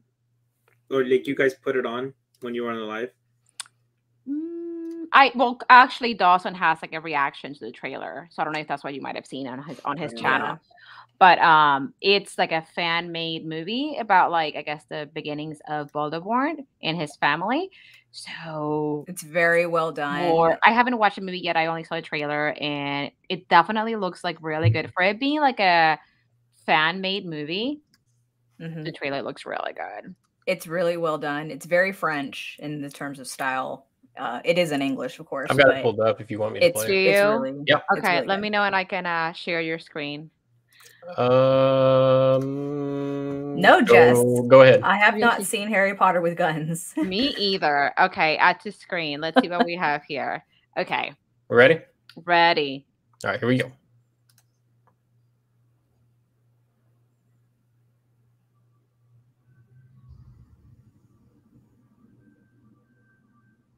Soon, the world will be remade. The hours and the ministry will fall. I'm here following a serious breach of wizarding law. Who you're talking to, you filthy market? I'm head of the magical law enforcement squad. Mr. Gold, the orders aren't their way. You think we're Scarlet, don't you? It's imperative we catch them. Slithering, Salazar, slithering. We are his last living sentence.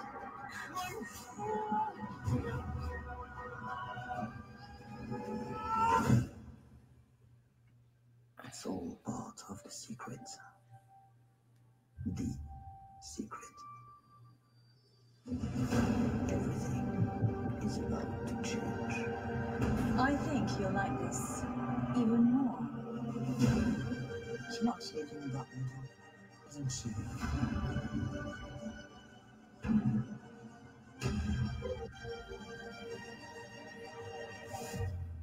My lord. No, have I waited? Only I can live forever.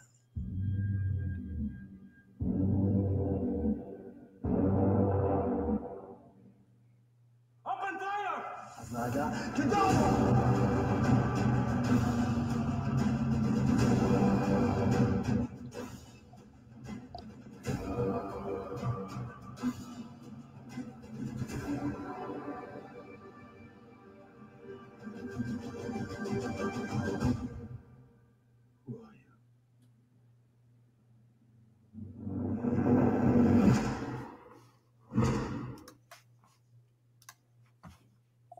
That's really cool. Mm-hmm. It is one of it's probably my best like fan film. I guess if you want to call it a fan film, it's one of the best. There's some other good ones, but this one is top notch. Yeah. The quality is like they had a good budget. I need to watch this. Where do you watch it? It actually, if you go to my channel, go to my trailer reaction, there's a link that I put in the description. Just click that link and it'll take you to where you can watch it. And it's free. You don't have to pay anything. Yeah. I need to watch this. But well guys, with that said, we have been live for 3 hours and 15 minutes, which is it's crazy. And it doesn't even feel like we've been live for this long. But with that said, I'm gonna just start passing it on to everyone. So everybody can let us know what's going on the channel, what they have coming up this week. So Christian, you want me to start with you? Sure. All right. So today we actually dropped a video that Mel is also part of, the ear swap that we do every single month. So we did ours today, and it is on the 50th anniversary of Walt Disney World. So go ahead and check that out. The videos that are planned for coming out this week will be I believe it's a Harry Potter haul. Plus, we also have some more Halloween kinds of things that we want to show you. That includes Loungefly, which I'm super excited to open up, and possibly another Disney haul of what we got from the stores. So stay tuned to that. All right, awesome. Brittany, what do you have coming up on your channel? Yes, so I'm actually probably gonna have to take a little bit of a step back just because tomorrow technically I begin my final semester in my Master's of Business Administration program. Thank goodness, I'm so ready to be done. So, but what I do have coming up, I have an unboxing for our magical creature in our lives. So your dogs or cats. I bought something from a small business, and I have a couple of other Lego speed builds that I have in the works right now. So, but I probably won't be posting or as active as I have been just because I do have to put school first.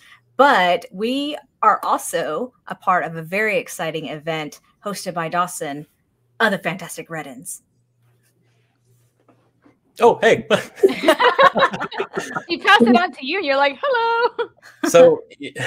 So we've got quite a few fun things coming up. Actually, I just posted a video today involving, I don't want to show too much of him, but involving this little guy right here.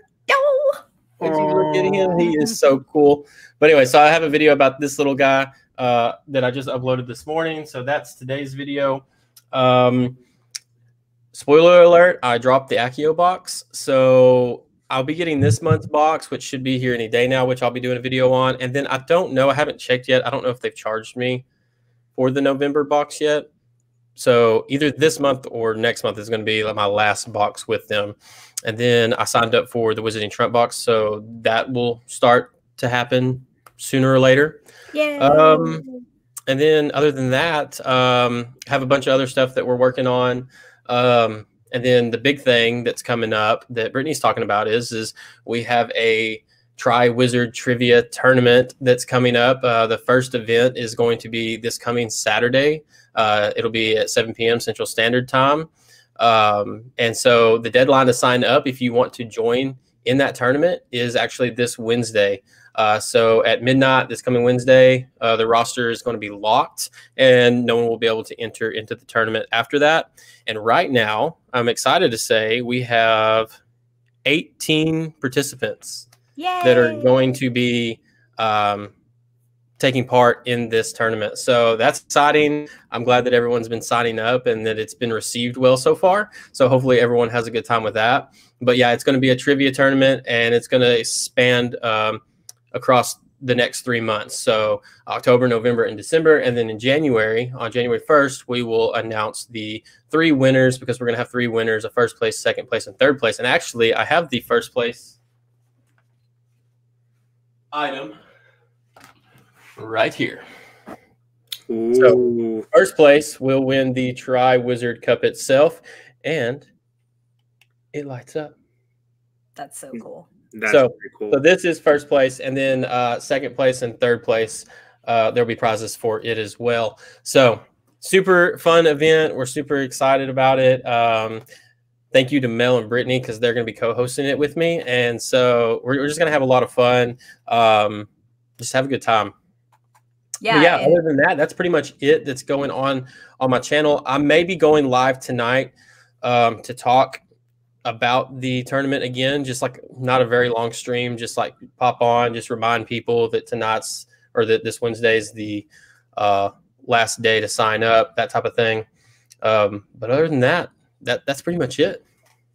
Yeah. So if you guys here on this stream haven't, heard about it or haven't signed up yet, please do so. It's going to be a lot of fun. Definitely. So if you want to sign up, you can definitely go ahead and message Dawson. He is on Instagram, or message Brittany or myself or Christian, and we'll just relay it to Dawson so that you can sign up. Again, like he said, deadline is on the 20th. And Dawson, if you want to let people know, the trivia is going to be based on the movies. Yeah, so the trivia will be based around the films. That is not including Fantastic Beasts. We may do like a Fantastic Beast one next year if this event goes well. But this one is strictly going to be just about the movies. So you don't have to have any book knowledge or anything like that. All the questions will be based around the movies. So as long as you're caught up in the movie world of Harry Potter, then you should be good. And you've got plenty of time to get caught up between now and next Saturday if you want to like refresh yourself and have like a Harry Potter marathon. But yeah, so the first event is this Saturday, October 23rd. Then the second one is November 20th, and the last one is December 18th. Those are all Saturdays, and they're all at 7 p.m. Central Standard Time. And Christian is participating. Yeah, so Christian and Michael are participating. Christian and Michael are participating, and so is Allie. They are Allie's all champions. So they're all champions for this. Allie says, I'm very excited for trivia. I'm going to try to watch movies this week in between work and editing. So so we have a list of almost 20 champions already. So that is super exciting. And I love that the trivia is based on the movie. So that way this is more inclusive, because there's people like me that might not be big readers. Like, I haven't finished reading all the books. I am still reading The Goblet of Fire. I've been reading The Goblet of Fire for like 3 months now. But then again, I'm a slow reader. Not that I'm a slow reader, it's just that I'm not a big reader, and then other stuff got in between. But long story short, I love that it's based on the movie, so that way more people can feel like they can participate. And even if you don't feel like you have a strong knowledge on Harry Potter, still do it. I mean, it's still going to be a lot of fun. So yeah, it's just going to be like, I just wanted to have a fun like holiday event that everyone could join in on and just like have fun throughout the holidays and like geek out over Harry Potter for 3 months, right? So that's all it's about, is just having fun and spending time together and talking it up in the chat and everything else. So that's all it's all about. So absolutely. So I'm excited about it, and hopefully everybody else is too. Yes, we all are. I never thought that, honestly, when we announced it, that we'd have this many people sign up already. Like, I really didn't think that we'd have this many people signed up. Yeah. So it's exciting to see that it's being received well and people are excited about doing it. Absolutely. So I guess just to wrap up, so what I have coming up on my channel, so I put together this collaboration called the 13 Days of Funkoween. So I'm going to go ahead and share my screen real quick. So basically, this is a Halloween theme collaboration. We have 13 channels involved in this. So Christian and Michael are part of this as well. So all the videos, we're going to have the 13 videos drop from October 19th through the 31st. So these videos are just leading up to Halloween. The first video will be mine, and then the very last one is going to be by the Siskateers. And then, Mike Dorks, when do you upload? You guys upload on the 29th. I was looking at the little picture. So super fun. So I'm super happy that we're bringing this back to bringing this back this year. So the 13 Days of Funkoween, again, that starts on Tuesday. The very first video is mine. Some of us are going to dress up. Others are just going to decorate their little studio area. Last year I dressed up as Maleficent. This year you'll have to see who I'm going to be. So I'm excited. I'm actually going to film that today, later this afternoon. So we have that coming up next week. And then like Christian said, like Christian said, oh my gosh. Like Christian said, we had Year of the Year today. So the videos went up this morning at 10 a.m. Eastern. And then, what did you just... And then, so I'll have my Funkoween video this week. And also, Siri's talking too. She doesn't understand either. So I'm also going to have... I'm also going to have my Wizarding Trunk unboxing this week. So yeah, that's pretty much what is going on, you guys. Thank you. Ali says I'm very excited for trivia. I'm going to try to watch. Yes. So yeah, thank you guys for being here in the chat with us, our amazing Sunday family. What do you have Dawson? There? So side squirrel moment here. Full screen. Full squirrel moment here. But Tom Felton, our favorite Slytherin, he is in a new movie that just came out on Netflix called The Forgotten Battle. So I don't know how many Tom Felton fans are in here, but it's out now. So if you want to see Tom Felton in a new film, this one is on Netflix right now. There you go. Just wanted to bring that up. I'm binge watching the season 3 of You right now on Netflix, and oh, side note, it's #1 on Netflix right now. The movie is. Ooh. Nice. I haven't started watching season 3 of You. I'm caught up with too many things because Michael never watched Buffy the Vampire Slayer, so we're watching it. We're almost done with season 2. And I gotta rewatch Buffy. And also watching the Chucky series that it's on Sci-Fi and USA. Plus, I know he did a summer series on Amazon Prime. So saw they came out with 4 episodes already. I'll let you guys know I'm not gonna spoil anything. I'm not so happy on how they did this show. It's a good storyline. It's very different, but they just didn't really write the script very well. Some of it just doesn't seem very believable. Let me just give you an example. If something happens like very tragic, you just don't get over it so easily, and that's what happens in this show. So I'm still watching it, but it's just not. It's not that believable, if I can say. And the acting is a little bit off, but it's still something to watch. Well, there you go. So we gave you something to buy and something to watch today. So Travis said, great job. Everybody have a great rest of your weekend. Yes, thanks so much, everybody in the chat. Of course, Christian, thank you so much for always being my lovely co-host. And Dawson, and hold on. There you go. Oh, my gosh. Y'all are silly. Hold on. Here. Oh, no, it's the wrong way. There you go, that way. Wait, okay. Put your hands in the middle. Okay, middle. Hold on. Everybody go to the middle. Like High this? five in the middle. No, the other way. Your other God. middle. There, down. Okay, so, down. There you go. Down. Yay! Yay, oh my gosh, this took way too much coordination for me. But Dawson and Brittany, thank you so much for joining us. This was a lot of fun. I think this is the longest stream we've ever had, ever. 3.5 hours. You're welcome. I like to talk, so that might. Yeah, I'm sorry. We're all talkers we all here. do. So I love to talk and I love to discuss, and so I get wrapped up in it and I lose track. Yeah, we're all literally. I could be here all day just discussing stuff, and wouldn't bother me.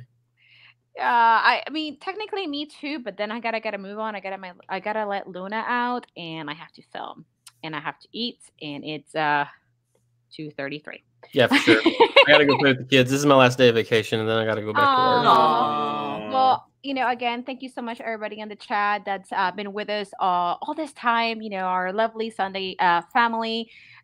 Christian, Dawson, Brittany, again, thank you so much. I hope everybody has a great rest of your Sunday, an amazing week, and we'll see you next week with Allie from Magical Alley and Tabby from Gryffindor Bookworm. All right, see you guys. Bye. Bye, y'all. Bye.